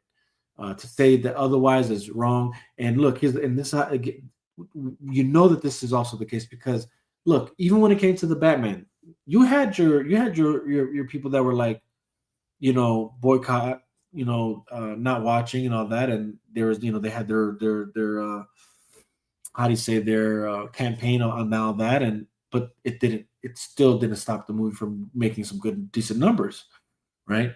The Batman, I'm saying. So, but at least then the magnitude of those, there's no way nobody can tell me that the magnitude of people now that have that vibe, that have the vibe of like not fucking with this movie, it's just definitely a lot more people than when I saw with the Batman. The rejection of, I didn't see. My whole point is this: there was really no rejection to the Batman trailers or anything that we saw coming out of that universe when it was first being presented. There was no backfire other than those that were just adamant on not supporting it because they want the Ben Affleck Batman. But there was nothing really negative to say about the film. Even the things that people tried to kind of point out at the beginning, and I was one of them. Like, I'll be honest, I hated the fact that they didn't really bulk up, Robert Pattinson. I wish he would have actually worked out and do what he's supposed to do to be Batman, dude. You're like, I don't care if you're not even the size of Ben Affleck. Look at what Christian Bale did. Like, dude, you're supposed to be you know what I'm saying? And look, maybe you can argue they went for a different Batman, whatever. Not at all fair, I guess, argument to make, but clearly it wasn't the right move. But all that to say that all you had was those guys, right, that were against the film because it wasn't Ben Affleck. Everyone else, for the most part, was like, from what it looked like before watching the movie, it looked good, So all that to say that even if you had those exist, even if you have those same kind of people here existing, where it's like, oh, well, it's not Henry Cavill Superman, I don't want to watch. If the trailer was good enough and everything else was good enough, people would have still been like, you know what, I think I'm gonna go watch it. You know what I'm saying? Like it still looks good. This guy looks like he's a pretty decent Superman. The trailers would be selling you on this, and it's not. And we have to be honest about that. Is that these trailers aren't being well received. The sneak peeks aren't being well received. Everything is not being well received in the same manner that the Batman was. That we have to be honest here, and that's going to be a problem for this film. I think. Overall, I think that's going to be a problem for this film. And again, that's me just trying to give a critique without my biases, because I am definitely one of those people that prefer Henry Cavill Superman. I prefer the Snyderverse existing. I prefer, all that. I prefer that storyline continuing. I prefer Ben Affleck's Batman, whatever. I prefer all that. But if I were to try and judge this again, just, and give my critiques away from that bias of mine, there's still issues with this trailer. There's still issues with what's being presented, the way Superman is being presented, the way this, overall story plot is being presented. There's issues here. There's issues, and that's from like just the way the character's behaving, the way the character's being displayed as far as in these fights, the way that he's his costume.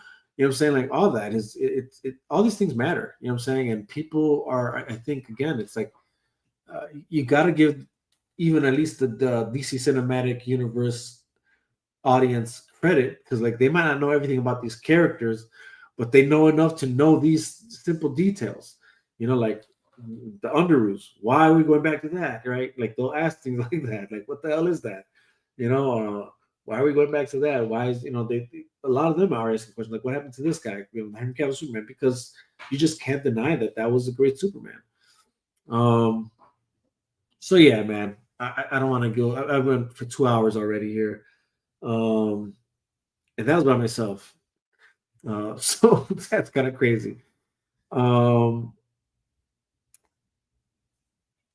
so that's that. Again, it's title is what it is. I stand on that. Man of Steel and Batman vs Superman are way, way, way, way, way better, leagues ahead on everything from CGI to the aesthetic, the tone, the characters, the world that they exist in. All of that was way more on point than what I'm so far seeing in this trailer of this new Superman movie. And I'm not interested in seeing it. Not gonna go watch it. That's on y'all. That's on you. Don't, I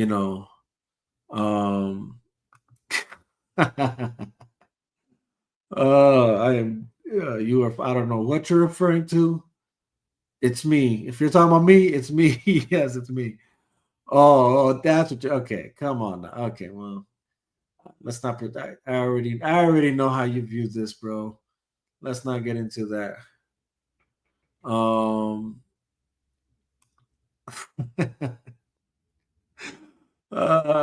Man, that's funny. Anyways, so yeah, I think that I personally don't think this movie's gonna do good in theater. And it honestly doesn't deserve to. Personally, in my opinion, it shouldn't.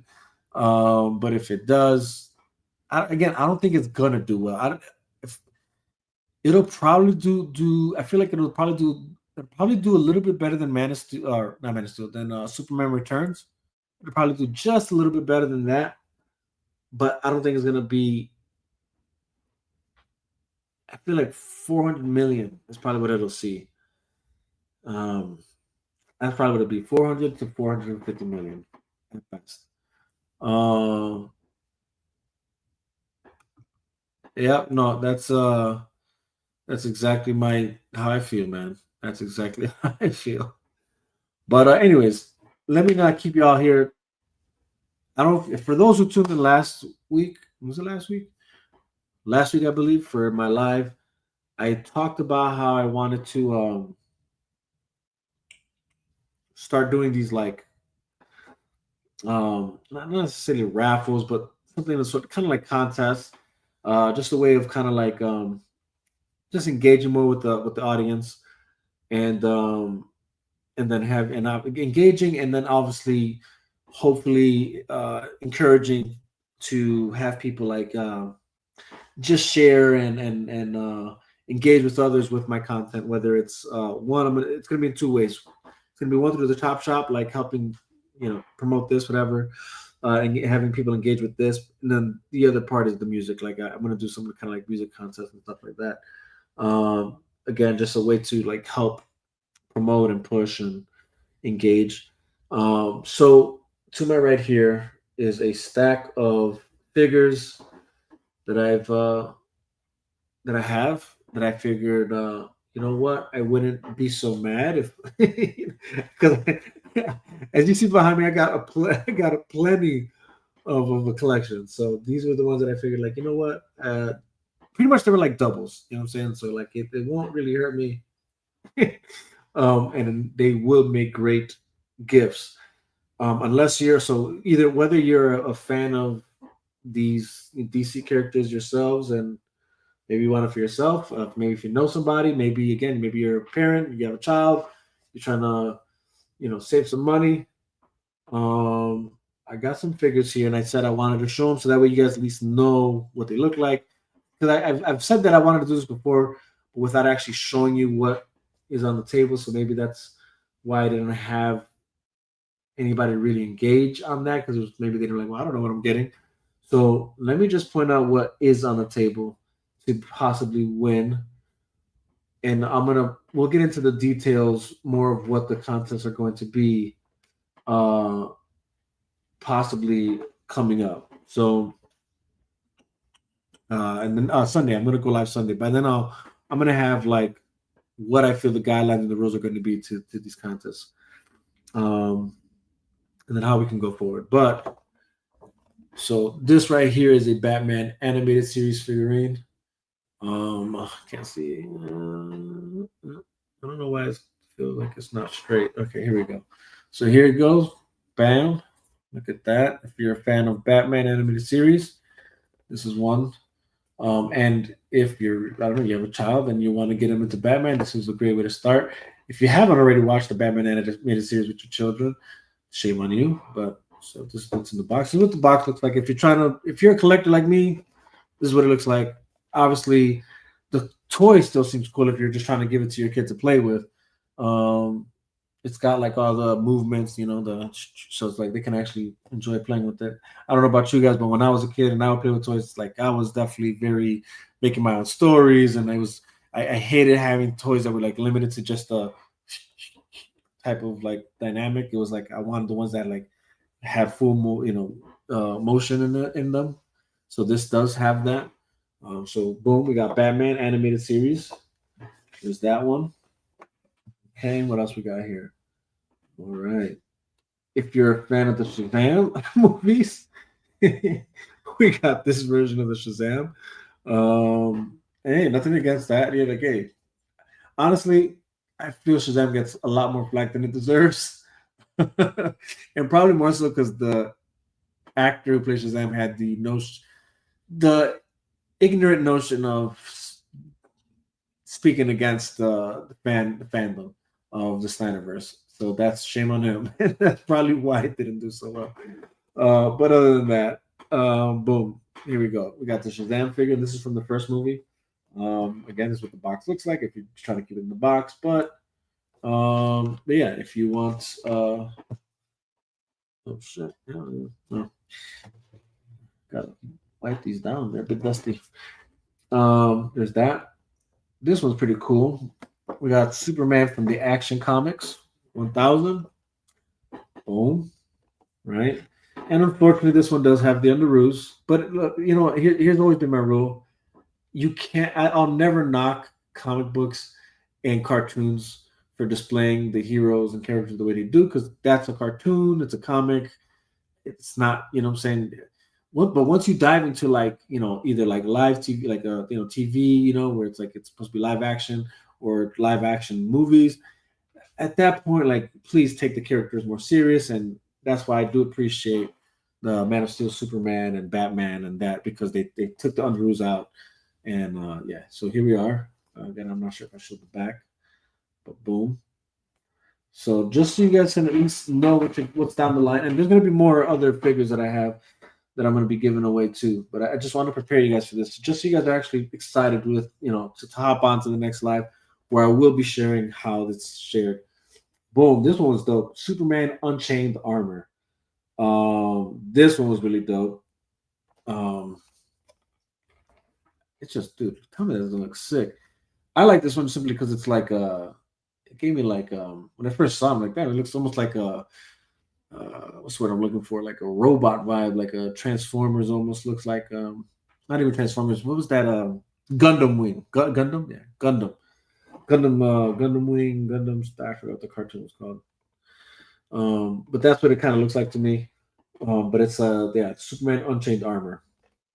So it's pretty cool. Again, another cool ass toy. And again, all these toys, if you're trying to give them to your kid for a gift, like for them to play with, they again have like full motion ability. That's what's great about them. But again, if you're trying to collect them, that's what they look like in the box. And now these are the more back to the movie stuff. So we got Batman from the Justice League movie. I'm willing to give away.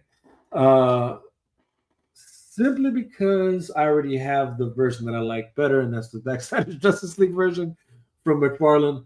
And that's why I was like, I'm not going to miss this one. But he still looks cool. You know what I'm saying? Still that version of Batman that has that, like, that armor that he has in that movie with the goggles. Looks dope as hell. And I think, oh, wait, no, I don't think I have all the characters. No, I don't. If you're somehow able to find all the characters, you can create Steppenwolf, but not the cool Steppenwolf, so it doesn't matter. So that's that. What else we got? Then we got a Cyborg. Same thing. Cyborg here. Bam. And again, if you're trying to just keep them in the box, it is what it is. And look, I'll be honest, yeah, these that I'm giving away are more so because they're they were sold as the 2017 Justice League figures. And that's, so it's kind of a sore eye for myself personally. But at least the characters are what they are. And again, if you're trying to give your child, see, this is a gift I'd give a kid for sure. Like these, I wouldn't mind. Like, all right, kid, here you go. It's a decent gift. And honestly, if nobody, somehow for some reason I don't give these away by anytime soon, I'll probably use them as gifts at the end of the year for Christmas or something. But nonetheless, it's an idea for you guys. You know what I'm saying? We've got Aquaman, I'm just going to display the character like that. There you go. I don't think the backside doesn't really show anything important. What else? Oh, here we go. We got actually got the Wonder Woman from the movie, the Wonder Woman movie. Her, I guess, Themyscira look. She's on Themyscira. Boom. And again, full functionality. Sword, lasso, all that. Cool as hell. What else we got here? And then we got Batman from Batman vs. Superman. That's pretty dope. Okay. So right now, those are the ones so far that I pulled out of the vault. I was like, all right, these are. Oh, actually, no. Okay, then there's this. This is more of a collectible. I thought this was pretty cool. But now that I have the McFarlane version, I just like, all right. But I think it's still a cool collectible from the Metal Diecast series. It's almost like a Funko Pop, but not a Funko Pop. But this is like the desert Batman from the Apocalypse Nightmare sequence in Batman vs. Superman. That was pretty cool. So, yeah, cool or not, still pretty cool. And again, there's more to come. But I figured I know last time I was live, I said I was going to share with you guys giveaways that I wanted to share with you guys that, get you guys excited. So if y'all are excited to win one, oh, man. You know what? I guess they are my least favorites, but not that I don't like them. It's just, again, I just have the other ones that I prefer. So it's like these are I can give away and not feel the pain. In some, hey, if this actually generates some sort of like, traction or something, it's a people something that people find interesting enough to that they get involved more and engage more, then I might even give away the ones that I do like. But like I'll probably make that contest like more of a like you really have to earn those, you know. Let's see. Yes, you want the Gal Gadot one? She is hot. She is hot. I mean, not the toy version of her, but just in general, Gal Gadot is hot. Let's see. If I somehow win, can I get it signed from the Tofino Vega? Hey, you know what? You know what? You will. Matter of fact, I will sign it. How about that? I will sign it. I will sign it.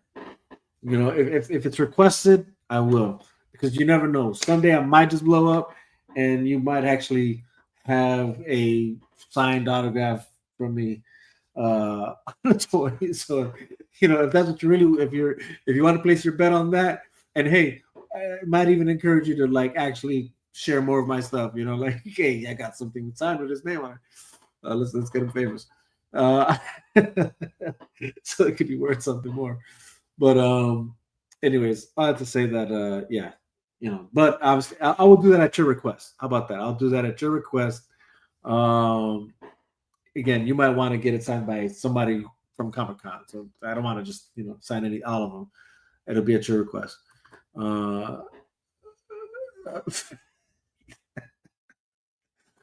Yes, long-term investment. Exactly. So anyways, that's that. Again, if you're starting next or this Sunday, I'm gonna go live again. I'll have the exact like requirements of what I'm looking forward to for you guys to win these giveaways, and then we'll go from there. You know what I'm saying? And again, so if you're interested in collecting stuff yourself, you know, again, it's free. It's not gonna involve you paying anything. It's technically free. If you're trying to get a free gift for yourself, if you're a collector, or if you're trying to again get a gift for somebody you care about, you know, whether it's your child, your brother, your sister, whatever, boom, you know, free giveaway. Again, I'll tell you the terms.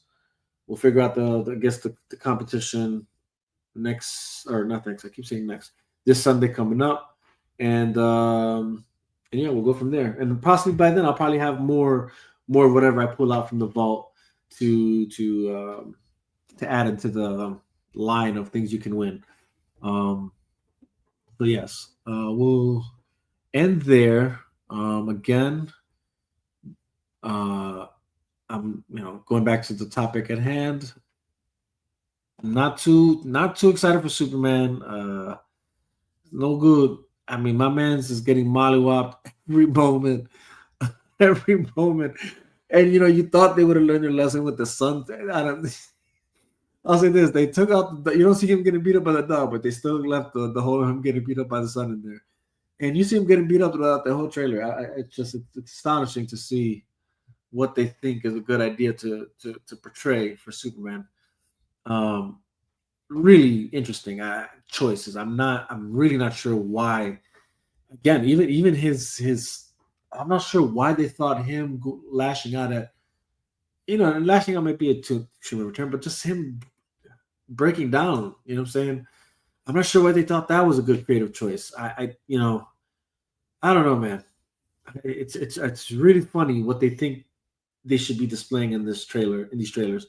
Again, and that's me just saying it objectively. If I were just, without my own biased opinion, it's like objectively, like I'm still not on board with your creative choices on what you think you should be displaying in these trailers. I think that's not a good choice overall, and then two, even creatively for your movie, I'm not digging what you're doing for the movie. Again, even CGI wise, it's like, man, what's going on here? Like, it doesn't look too good. Certain sequences definitely don't look too good. Yeah, I don't know. The costume, the way he looks, it's not the way all the other characters look too. Again, with the exception of maybe Mr. Terrific, and that's that. But so I don't know. We'll see. Time will tell. This movie's about to come out next month, I think. I don't know. I guess for those who go see it, I guess you'll let us know. I personally just not intrigued. I don't want to spend my money on that. If I watch it, I'll wait for it to come out on HBO Max, and then I'll watch it. to just see if I was right about my like what I thought about it. Really, that's really what it's gonna be. Um, because personally for me, like, yeah, I'm kind of with them. Like, for me, it's a mixed bag of like, again, it's like if it was probably interesting enough and it wasn't James Gunn, and again, it's not necessarily James Gunn himself. Like, I'm not necessarily has nothing to do with him personally, although I do have issues with how he, I guess, carries himself. But that I'll never have that be why I feel a certain type of way about what they create. I try and I separate personal from professional, so to speak. But the problem is that sometimes even his professional stuff is not adequate enough. Like, it's just not good enough, I guess, or I don't know if it's what I'm looking for. But what you think of the other heroes? I mean, you can go back and watch it, but I can give you a quick. I probably, I don't think I really did discuss it. I somewhat discussed it. I think they're all doo-doo, to be honest. Again, with the exception of Mr. Terrific, I think Guy Gardner looks weird. Like this whole and I know there's a version of him that exists that looks like that. I don't like it personally. I just like out of all the Green Lanterns you chose, who you chose, and then not only that's a version of Guy Gardner. There's better versions of Guy Gardner that exist, and that's the version you went with. Just stupid, bowl cut look. It just goofy as hell, and even the way he's acting in the in that trailer where he kind of just walks off whatever soldiers. That was kind of just a funny way to display that character. Like, what? Okay. Again, he's supposed to be a hero. Your take on him, all right. I think Hawkgirl looks trash. Like, again, when you look at the way Hawkman looks in Black Adam, whether you like that film or not, at least I don't think anyone can argue that Hawkman looked dope as fuck and Dr. Fate looked dope as fuck. You know what I'm saying? Like, those characters look dope. You know what I'm saying? In that movie, they'll probably look even more dope in a. They'd probably look more dope in a Zack Snyder film, like the way he displayed them, and probably still taking that same aesthetic look, but just like with the colors that he uses, the way that I don't know. But all that to say, like, when you get a Hawkman, the way he looks in Black Adam, and then you see this Hawkgirl, it's just like, what the hell? And then Metamorpho. Some scenes he looks very like a practical design. Like, it's like you could tell it's not like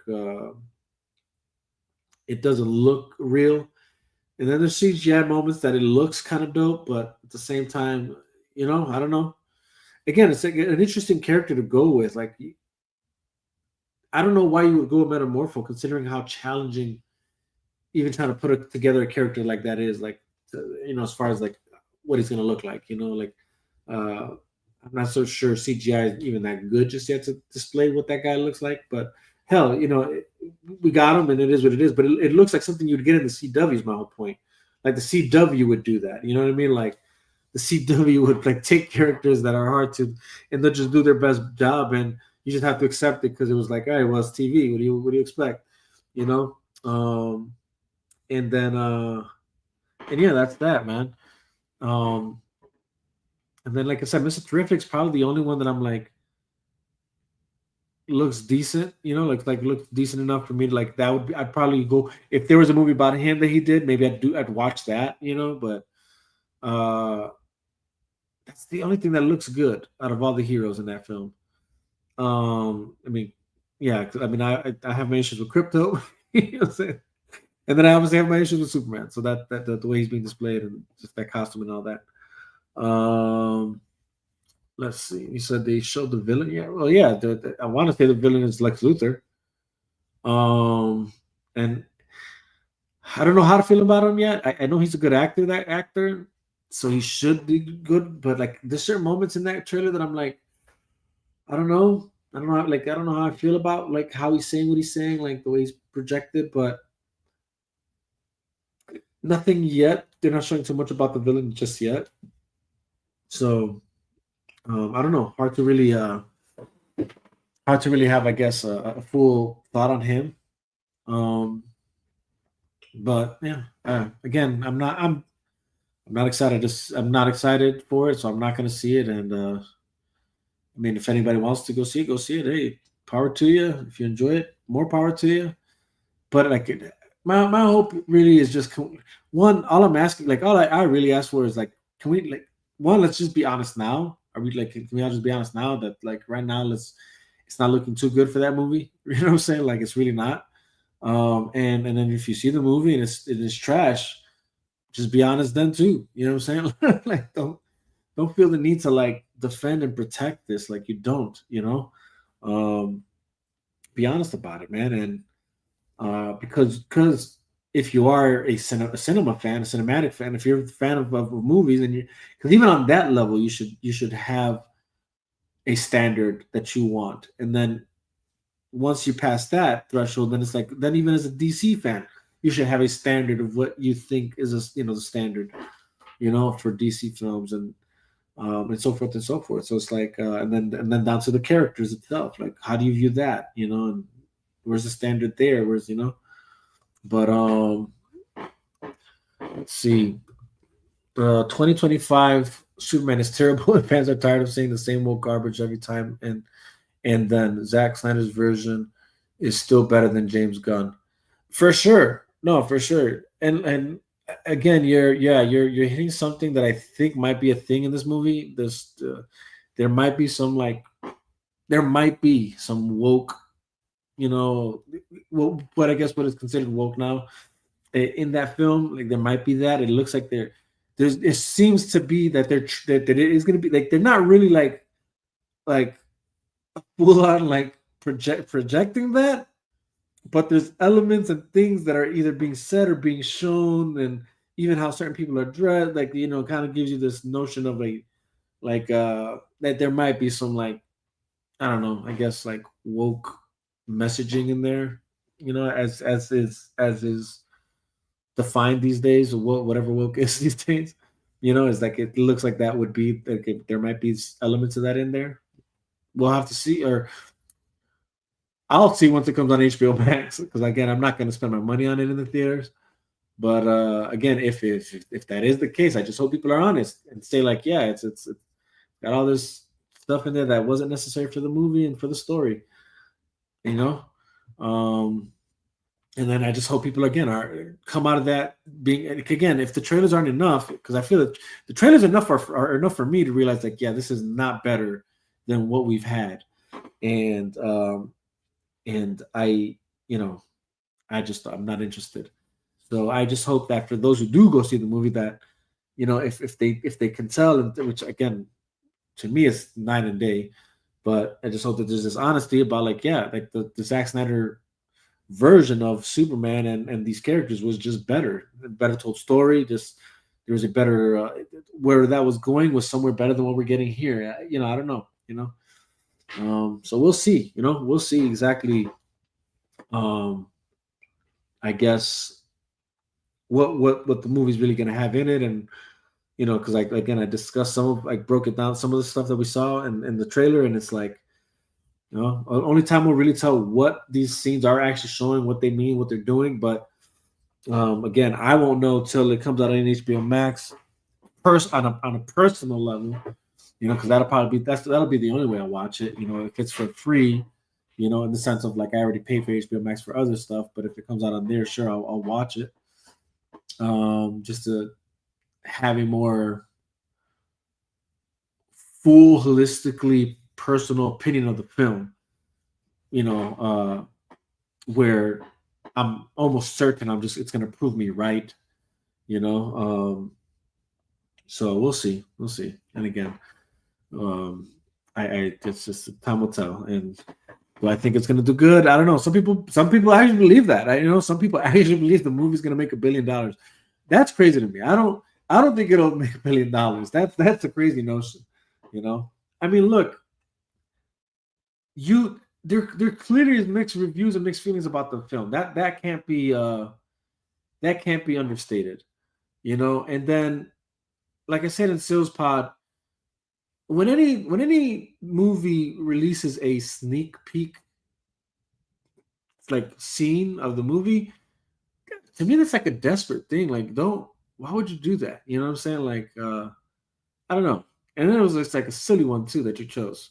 So that's kind of telling. Like that was your sneak peek, you know. And then even what you're seeing in the trailer now, this new trailer, this is what you're trying to put out there. Like it's man, it's just wrong choices over wrong choice after wrong choice. Personally, hey Vega, what's going on, Sammy? Thank you for stopping by. Thank you, I appreciate you. Hope you're having a good day. I believe it's probably daytime already where you're at, possibly. So yeah, that's that. That's that. What if it's the perfect Superman movie and you're completely wrong about it? Bro, I can guarantee you it's look, that's what I'm saying. The trailer just shows enough for me to know it's definitely not the perfect Superman movie. And I'm not wrong about it. That's my, like that's why I'm just confident enough to know I don't want to go see this movie. If, like I said earlier, like if the trailer was showing me things that were just on point and on key and on the things that I gravitate to, that I feel, and I feel that even the general audience would gravitate to, considering that it's Superman and considering that it's DC, I feel like that would be, then I'd be saying something different right now. I'd probably be saying something more along the lines like man, like I still want Superman, I still want Zack Snyder's vision to come to fruition, but this Superman movie looks like it's gonna be good, so and so looks like he's like he's giving you this and giving you that, and it looks like, man, it's not that bad, I'll just be honest about it. You know what I'm saying? I feel like it looks good and people are gonna go see it. And that's not what I'm seeing right now, to be honest. Thanks for asking. It's nearly 7 a.m. for me. Yeah, no, for sure. Been working on okay. So you working.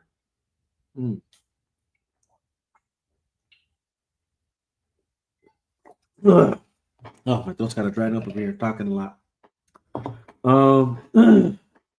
So yeah, well then good morning, and I hope you have a good day. So yeah, I'm definitely just not convinced it's a perfect Superman movie. It's definitely far from that. And everything I'm seeing up till now, it doesn't show me that it has anything really to stand on. Because again, it's like, and what I'm saying, even when it comes to trailers, like, man, if you had something else better to show, you should be showing it, because what you're showing right now is like, it's just doo-doo. Like, again, my man's getting beat more often than not throughout the whole trailer from anything and everything, So, from this, even the way he's being apprehended, from this, he's portraying him as a weak Superman, from physicality to even emotional mentality. He's just coming off as a weak Superman. So that to me says a lot. So,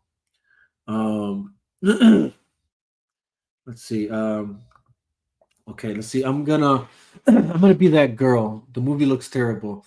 The color grading, CGI, acting like the whole thing just looks bad. No, yeah, no. Again, that's what I'm saying. It's one thing if it wasn't, like, you know what I'm saying. Like, I wouldn't be saying that the movie looks terrible if it didn't look terrible. Like, I wouldn't, if the color grading was on point, I'd say it was. If the CGI was on point, I'd say it was. If the acting looked good, I'd say it was, But to me, it's just not. Yeah, so you're right on point with that, Sammy. Let's see, Creator Brian. The new Superman is a complete blueprint of Henry Cavill's. Only a few new scenes have been added. Other than that, it sucks. I mean, see, yeah, I feel like that there's some truth to that, but I explained earlier, I don't think it's fully the same thing as Henry Cavill Superman, because it's really not. It's really not. There's so many differences. Like I said earlier, it's like Superman doesn't respond. The Henry Cavill Superman, the way you see Clark snap in when he's being questioned by Lewis, you would have not seen that from the Henry Cavill Superman. That's not in his character. you know, and even even even the way he's getting his ass kicked in this trailer, you don't see Superman get his ass kicked like that, other than by like, or if he in the moments he does, it's understandable, right? Because it's like in Man of Steel, that's him like actually fighting for the first time. You know, people that are actually on his level of strength, so to speak, right? You're fighting a General Zod, who's a warrior, and then soldiers under him that are warriors, right? So that made sense, you know. But even then, he held his own, whatever. And my whole point is that, but in the trailer, you're not seeing that really. You don't see, not that I can recall. You don't see the moments of like, just him getting his ass kicked all types of ways, and him being weak throughout the whole. Like you don't see that. You see the moments of him having the challenges, right?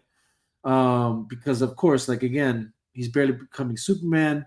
He's barely learning how to use his powers, right? So you do see the moment where he like crashes through the mountain. I remember that being a sequence. But again, it's like he's not all beat up. You don't see him beat up the way you see this Superman look in the movie. All he has to do is look towards the sun. He's rejuvenated. This guy, they put the magnifying glass, and he's being tortured. It's just a whole lot of. It's really not the same. It's really not. But yes, hashtag restore the Snyderverse. That's my thing. Is that all I want is this. This is all I want, because, and the reason I say it, but again, it goes back to this. It's not just because it's like I'm some sort of like it's just all about Zack Snyder. But the reason it is about Zack Snyder is because he just nailed it. He nailed it. He nailed the story plot, like the way we perceive, the way Superman would be perceived. All that stuff, like it's the world that he was put in, it's the characters that were surrounding this character, and then the character itself. It was on point, and that's that. The world he was creating, the world that we were getting on a cinematic level was right. It was just right. It was right on like 100%, 120%, like whatever grade it would, it was on point, Let's see. This new Superman is portrayed almost like Superboy from that's my point. It's a very immature version of a super. You know what I'm saying? Right. Because like, there's other iterations, right? There's Superboy, there's Supergirl, there's, Superwoman, whatever, like, so Superboy Prime, whatever, all these different, versions of Superman, right? But yeah, that's my whole point. He's still immature, and it's if there's any, let me not go there. Hope what is he's just, it seems like very immature. I would say, like he's still young. He's still like, he's there. You go. Like he's young, emotional, doesn't use his powers correctly. That's exactly what it feels like, for sure.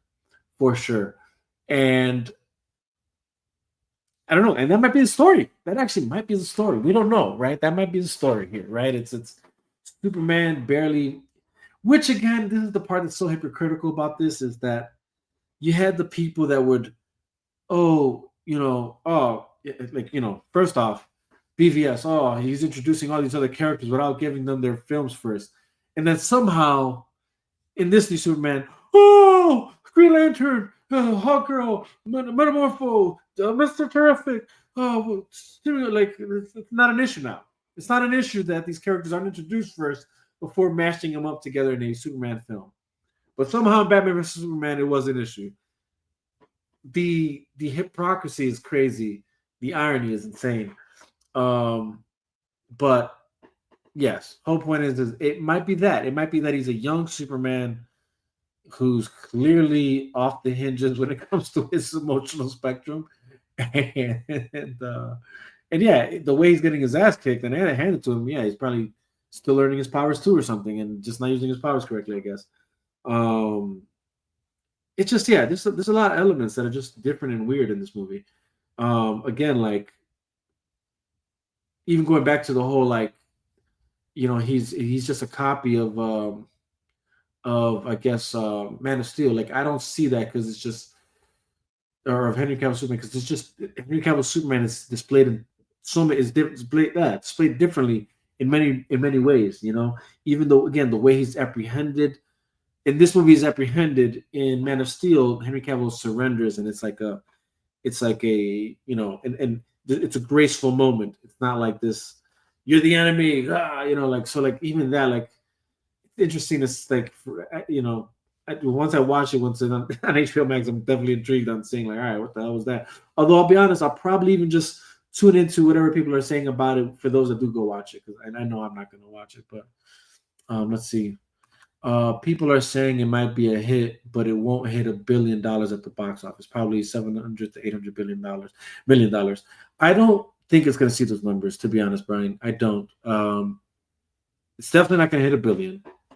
I'm not sure it's going to make 700 to 800 million. Again, the Batman being a more popular character, Batman is just a more popular character amongst, again, when you're thinking outside of comic book fans, even just general audiences.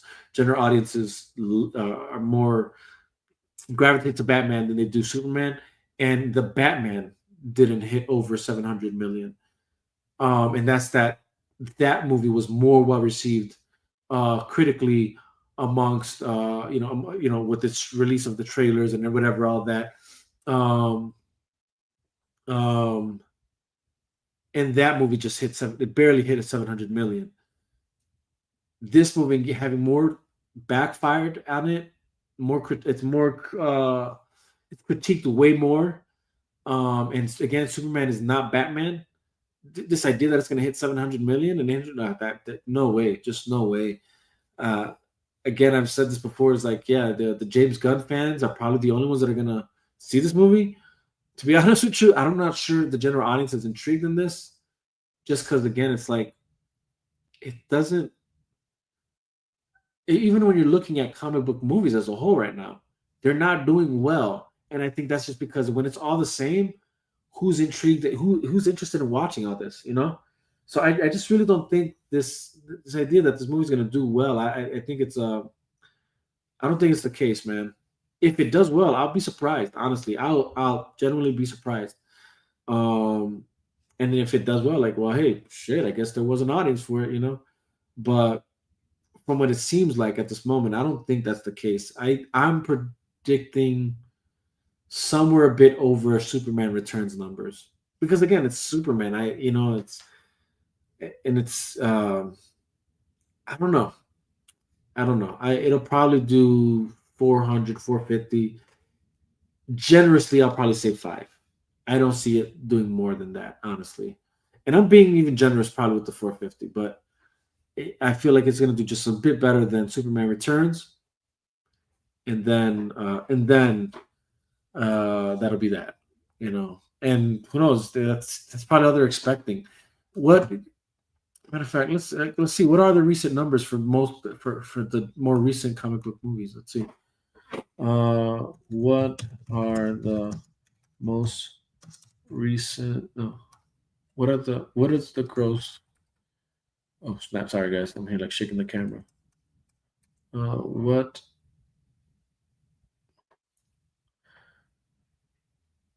did the most recent comic book movies gross in theaters?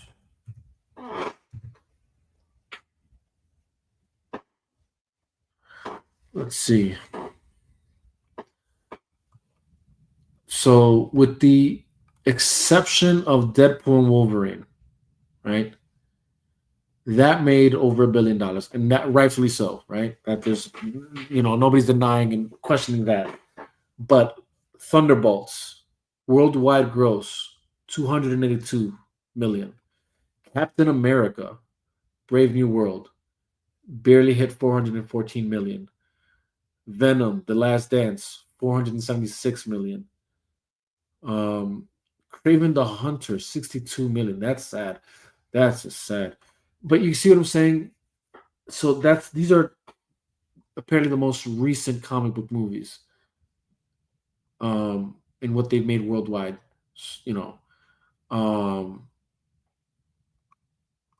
So I don't know.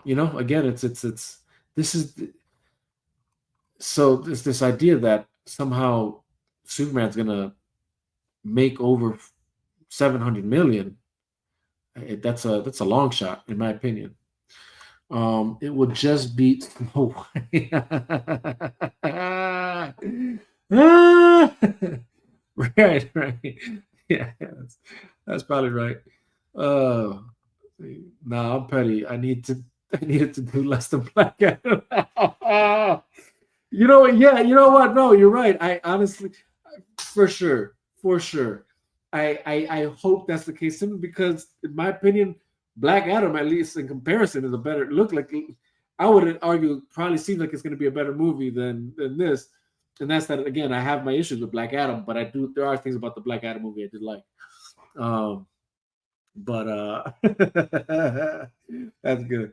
That's good. I honestly, again, like I said before, I feel like the only saving grace this movie has are James Gunn Marvel fanboys. That's I feel like what it's gonna be. And like even when I say that, I'm probably being a bit more what's the word? I want to say like Marvel fanboys, like not to knock them. Marvel, I just feel Marvel fanboys like have their niche. They awkwardly like Marvel for the reasons that they don't like DC. You know what I'm saying? Like, and that's just a fact. Anybody who doesn't realize that, it's like, you're not being honest. And here's the thing: I can watch a Marvel movie and enjoy it, but for me, it was like DC was what it was when it was in its peak.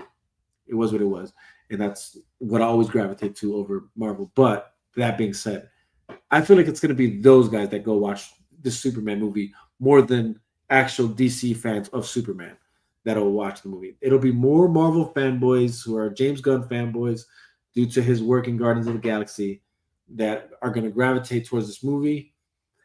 But even then, the reason I mentioned overall comic book movies because a lot of them are just Marvel movies, and even for Marvel movies, the Marvel fan base isn't showing up to give them over the hump of $500 million. That says something, and you're talking about a Captain America movie, saying that should do numbers. I mean, this is an IP right now that you can argue is at the forefront of general audiences, contrary to DC characters at the moment.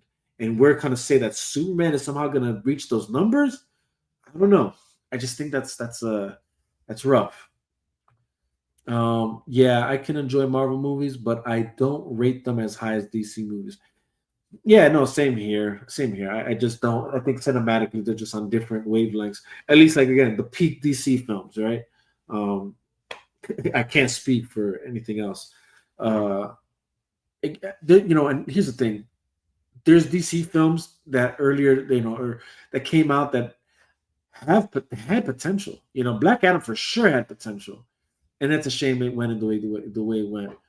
The Flash, if it had not been tampered with from the jump, that was supposed to do better. I think Aquaman 2, if it would have still have been, if the knowledge would have been that it was still existent to the main source, which is the Snyderverse, I think that movie would have done better. I think a lot of these movies started failing because, like I said, with Sil is that Marvel can, what I'll give Marvel is that they have their main tree trunk of what their main continuity is, and then they have the things that they kind of venture off in, right? Like something like Guardians, that it still ties into to the main universe and the main heroes, whatever, but it still does its own thing. It still kind of has its own tone, but not so much, and like now even having like a film like Fantastic Four, like again, it's doing that whole retro, past time meets future type shit. And that's I don't like that idea, but it'll probably still somehow work for Marvel, saying that it's not the main source. But as long as that main continuity exists that they draw from, then that'll be what it is. I feel like if that was the constant in DC, if it would have been that the Snyderverse, the Justice League, is the main foundation of that universe, everything else that would have came out of it would have done better, because at least you still have this main continuity, the main foundation that exists that's being that you look forward to. Like that's the main thing you're more concerned with, or that you're intrigued with, and everything else you're watching, you're more so just watching because it connects to that. But you're more interested in the return of like, all right, well, once it gets back to this, I just want to know how these characters fit in here. So that's why you'll watch that. You know what I'm saying? Because you're more interested in how it all ties into the main movie line, right? Like, so like it's the Avengers films throughout the Marvel phases, right? Everything else is like, you'll watch, well, maybe with the exception of like the Captain America movies and maybe Iron Man, or Thor for that matter, I guess, because they're still the main heroes of the original Avengers. But again, all that to say that that's how it should have worked here, where it's like the main storyline is what matters. Everything else you're watching because it's like connected. But anyways, that's that. Let's see. It might just be another thunderflop with great Rotten Tomatoes scores but sad box office growth. That's what I truly believe it's going to be, if I'm being honest. And even that might not even be the case as far as the Rotten Tomatoes scores, because again, even right now, just with the trailer alone, it's very critical. Like the movies receive, or the trailers receive critical critiques of what people think, and it's very volatile in a sense where, yeah, you have the fans of it that's apparently are willing to bat for it and think that it's great, but then you for sure have the voices of those that know it's not and are willing to say it, and then you have that somehow still happening even on the critics side of things, articles that are being written on that are surprisingly somewhat being honest in their conversation pieces about it, in some way, and honest, as honest as it could be, where they're at least being honest that that this movie's not being as well received as others are making it out to be, because it's not, or as much as James Gunn is trying to make it seem like we're the minority or something like that, like other articles at least, and what's the word I'm looking for? Not tabloids, but there's like another word. I don't know, it's eluding me, but that clearly see the writing on the wall, sort of, kind of, where like, no, this movie's kind of getting a lot of negative reviews, and probably more so than positive reviews, So honestly, even the great Rotten Tomatoes score might not be the thing, unless Warner Brothers is willing to dish out that money to get that. But we'll see, Yeah, it just might be. I think it's going to be another thunderflop. It's going to probably see. Again, I'll probably give it that it'll do a little bit better than Superman Returns, so that's like a little over 300. It might just land in the 400, just like Captain America and Venom. You know what I'm saying? Because again, I'm not convinced the Superman brand is any better than those guys. Truthfully, again, Captain America. Captain America, who right now Marvel having its time in the limelight across, not just comic fans but general audience fans, and even for that film, they were only able to get 400 million out of it. Yeah, Superman gonna get more than that? I don't know. I don't think so. I can't wait for Robert Pattinson Batman to come out in the end credits. Hey, I don't know about that, man. Honestly, I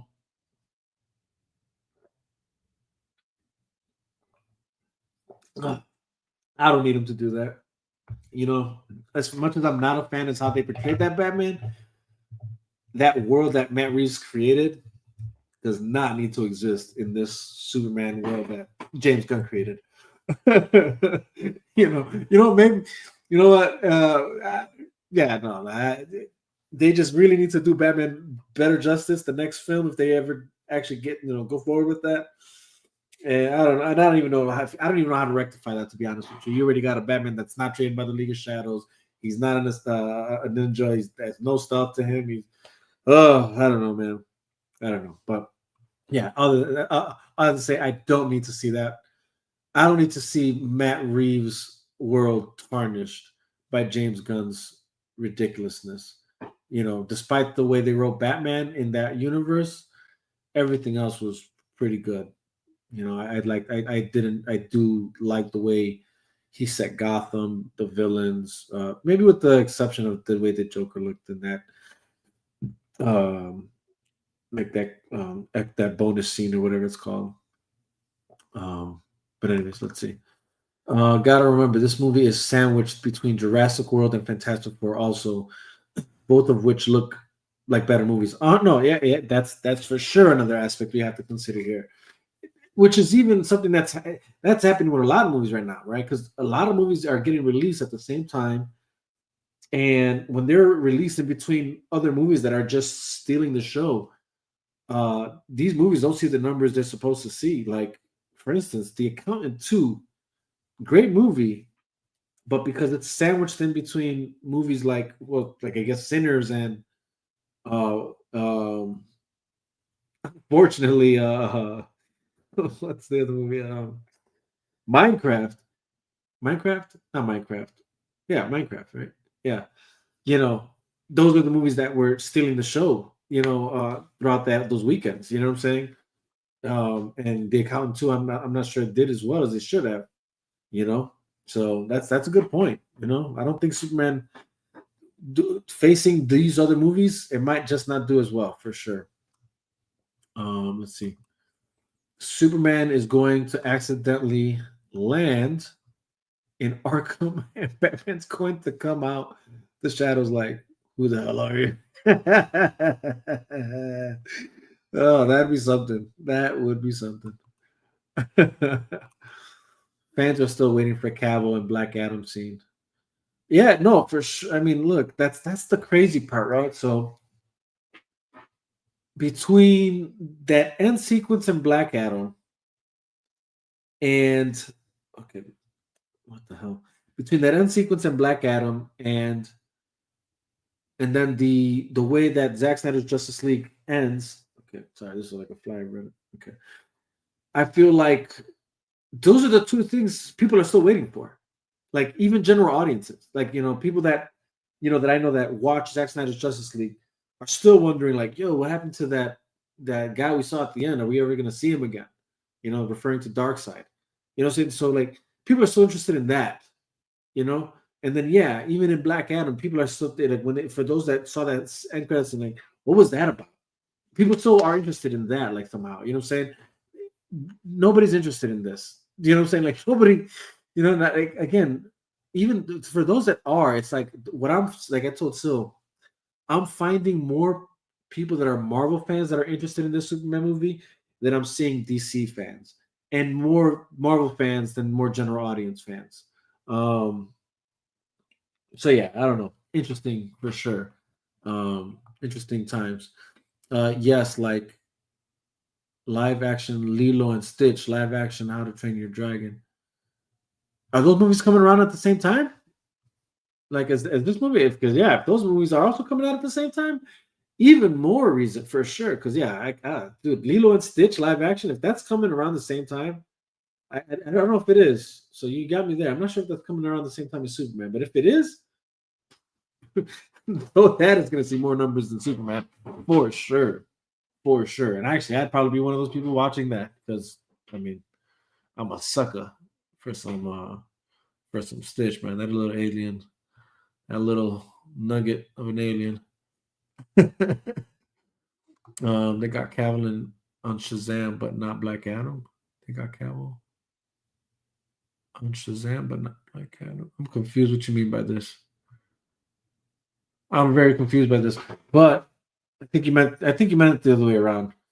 I will say that was one thing I kind of wish they didn't do. Like as much as I know some people anticipate or like thought like, oh yeah, Black Adam and Superman, that's cool, and there's some kind of cool aspect to that, but it's like it was almost kind of like but Black Adam is a Shazam villain, so like why are we doing this?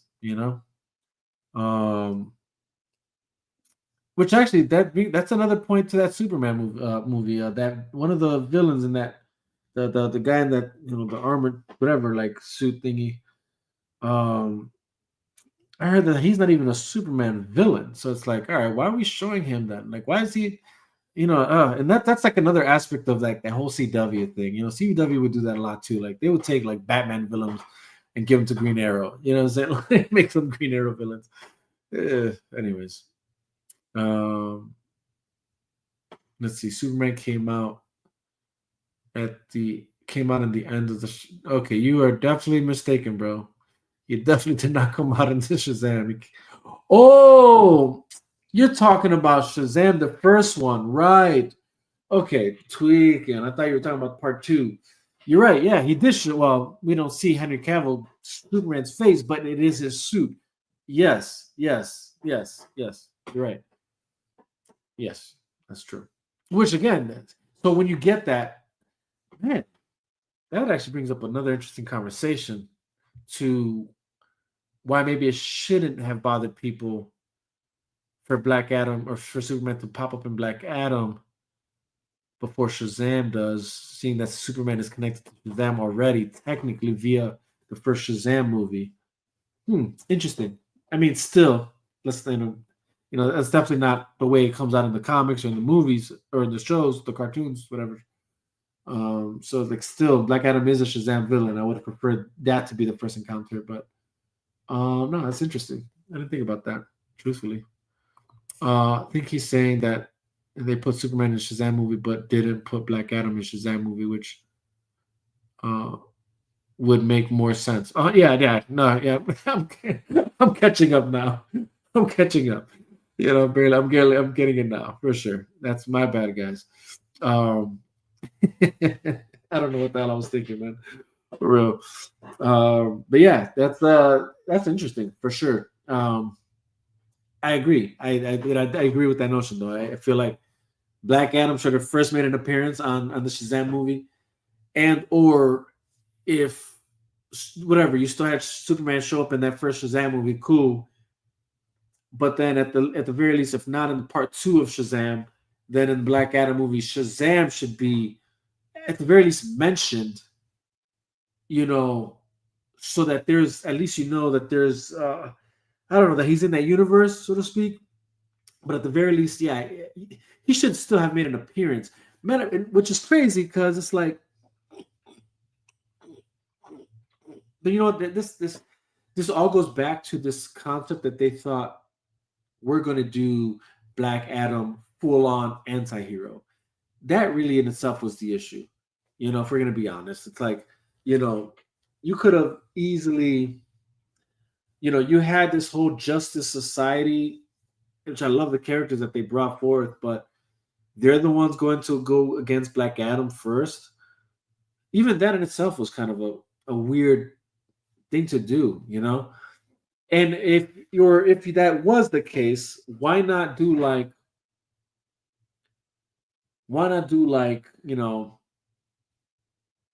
they go to Shazam because, hey, you got this guy's power levels.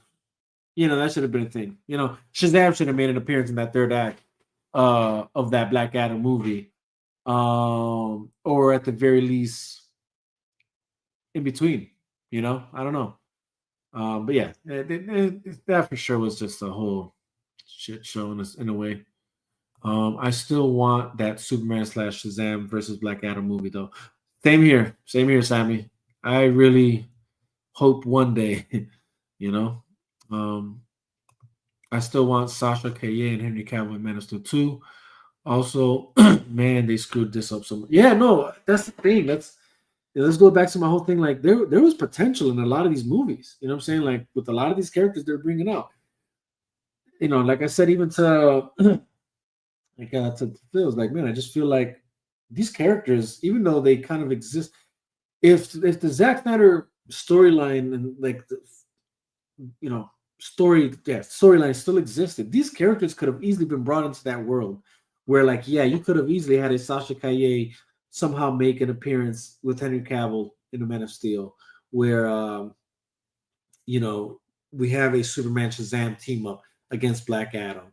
This all could have been like, things that could have been done, because these were all things that were recently being iterated, even like in the most, like, at least in its time, if not even just a few years off, with the most recent comic lines and storylines and animated movies and things of that nature, that fans were definitely excited to see that on the big screen. But yeah, that it's man. So yeah, that universe for sure had so much potential. And honestly, potential ungained or not gained because you cut down the tree trunk that you know that could have housed all these branches, right? Because every other movie outside of the tree trunk, which is Zack Snyder's universe, everything else was the branches coming out of that. And once you cut that trunk down, and it's like you kept trying to present those branches with without any substance. You know what I'm saying? Like, and I'm getting a little mythological here. You know what I'm saying? Very very philosophical or something. But yeah, like the whole point is that universe had a lot of potential, and that potential could have for sure been realized if the main source existed. I think those movies would have for sure done way better, and probably could have, and then would have been made way better, because if the idea was to like still connect it to that universe. Because like, look, for all the flack that Shazam 1 gets, I always say, like, look, man, like, I didn't expect that movie to be like, and I never have a problem with movies being different from Zack Snyder's tone or vision of things. Like, movies like that can exist as long as the main storyline exists. So the fact that Shazam kind of had its own thing, it's essentially a kid movie. I never had an issue with that. He's a kid, so it's like, all right, cool. Like, I don't mind y'all dumbing it down a bit, or like, I don't know, making it a little silly because he's a kid in a big man's body. That's an interesting, funny concept. They run with it. I don't care. But then there's a moment where, like, yeah, like, obviously, then once you introduce him into the main storyline, it's the same way you do Spider-Man, right? Spider-Man on his own, he's a kid, he's gonna do goofy things, whatever. But then once you team him up with the Avengers, whatever, it is what it is. He has to step up his game. He has to act grown up. Same thing with Shazam. It would have worked out. It's a lot of craziness it's so crazy to just think like what could have been and what we got. Easily, Zach would have figured it out, and I like to think Zach is such a good guy. He would have thrown her a rope. She's a young actress, and she was just done as badly as Henry was. Yeah, 100%, 100%. Warner Brothers need to hand DC to hell no. That's the last thing they need to do, boy. That's the last thing that look. Here's the thing, man. Let's just be honest. Star Wars under Disney was murdered. What else? There's a debate to be had whether, I guess, whether or not the Marvel Netflix universe is going to do well here. We'll see. Still too early to tell. That first season of Daredevil, that's a discussion to be had. There's a lot of good elements in it. Don't get me wrong, but if we're going to be honest, there's elements of it that are like, that's that Disney element. But I will give credit. What credit is doing is that you could tell that they were trying to definitely go out of their norm and definitely try their best to give the fans what they know the fans wanted out of it, because it's like, again, that Daredevil Netflix vibe. So you can see that they definitely tried. But anyways, that's that. Yeah. And even as far as Marvel's concerned with Disney, it's like, was that Disney or was that guys luckily like Jon Favreau and other just guys that were able to like help make it do good? Because even when you think about Star Wars, the best thing for Star Wars was Jon Favreau's work with Mandalorian. I don't know. Like, there's something to be said there. There's a reason why Marvel, as good as it was, I guess when it was, why it fell off.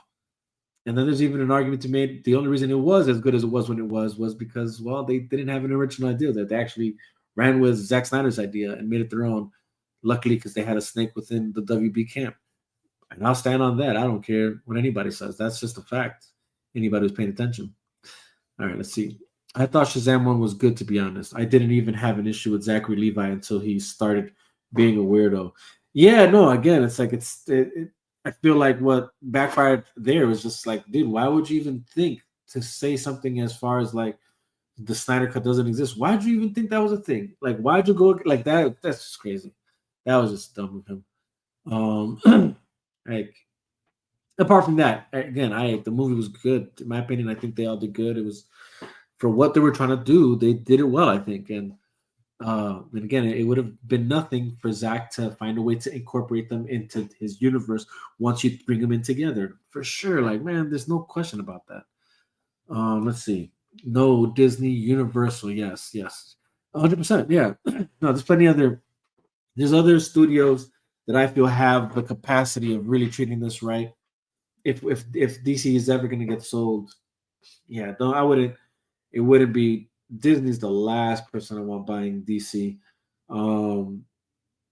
Yeah, it give it to Universal, give it to Paramount, or hell, Apple, go ahead. You know what I'm saying? Start let Apple do it. You know what I'm saying? Amazon, because these are obviously now more known, known streaming services but still do good theatrical releases too. So it's like I wouldn't be mad at that. Yeah. Anybody but Disney, really. That's Sony.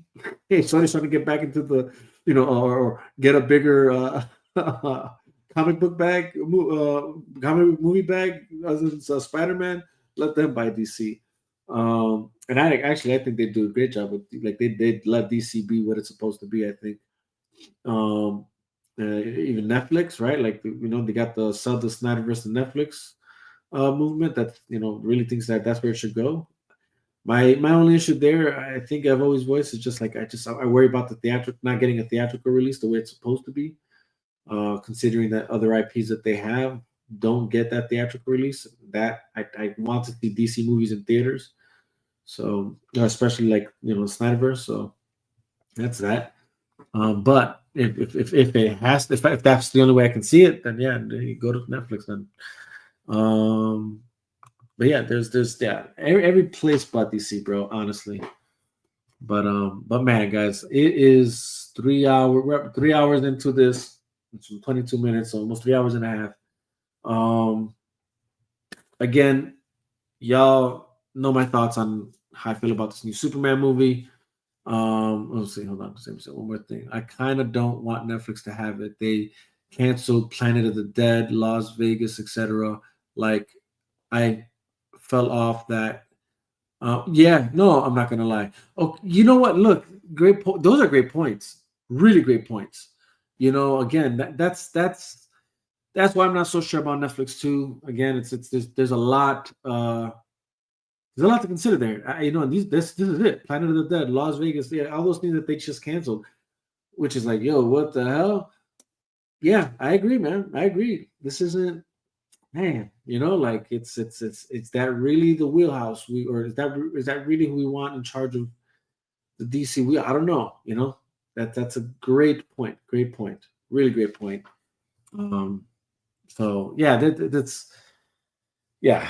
Yeah, there's a lot to consider in that topic of like who should, if Warner Brothers ever sells DC, who should own it, who should buy it, who should. Yeah, Netflix, I'm not so sure is the first people I want that I think of in mind. Again, it's like it's because I love to see DC in theater. That's where I want to see it. So let's see. Amazon Prime, I think, would do good. Yeah, I mean, again, Amazon, they at least do theatrical releases with some of their movies before they do the like streaming release, and it works. It works, especially when it's a good IP. And we still don't have Army of the Dead. Rebel Moon on Blu-ray. Right. No, look, Sam. Sammy. You're right. I have you're right. I can't even. I have no argument to be made there for what you're saying. You're spot on with that. It's 100% right. The Boys, Invincible, the John Wick series. Yeah, hey, that's why I said Amazon. That's why I said Amazon could be one of them. That's not what you. No, I appreciate you, Sammy. I really appreciate you hopping through. We definitely gotta either get you on here or do the spaces again. There's plenty. There's always plenty to discuss. And again, you brought up some real good points. Matter of fact, maybe that is the next discussion we should have.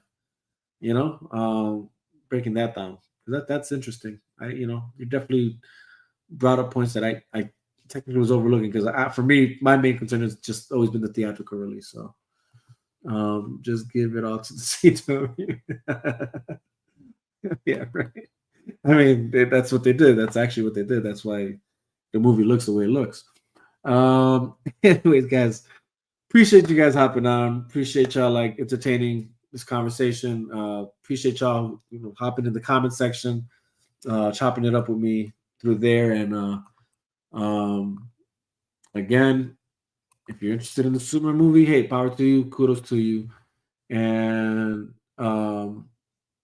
again, it's always a pleasure to hop on here and just be able to share thoughts and opinions on the things that I like. And again, this DC stuff is this is what we do, boy. This is what we do. You know what I'm saying? So yeah. Again, I'm not seeing the Superman movie. The trailer didn't impress me, and it is what it is, guys. It is what it is. Maybe I'll bring on somebody else to share a different opinion. Because again, I'm always open for dialogue. I really am. I don't want y'all to think like, hey, my word is like that. That's it. That's all that matters to me. Like, no, I'm always interested in hearing other people's opinions and what they have to say. So if you disagree and you want to have that discussion and dialogue, let me know. We'll get it going. Imagine what they do with $1 billion. Always, we gotta do some spaces again soon. I had a blast last time, for sure. Good to speak to you again. I hope you appreciate you, Sam. I really appreciate it. Hope you have a lovely day. It was fun chopping it up with you. All right, guys, for sure. Appreciate y'all. For those that are in my time zone, good night. For those who aren't, good day, good afternoon, wherever you are. Appreciate you giving me the time of day. Again, appreciate you guys in the comment section. Until next time, this is the Chop Shop. See you Sunday. I'll be on Sunday. See you then, guys. Peace.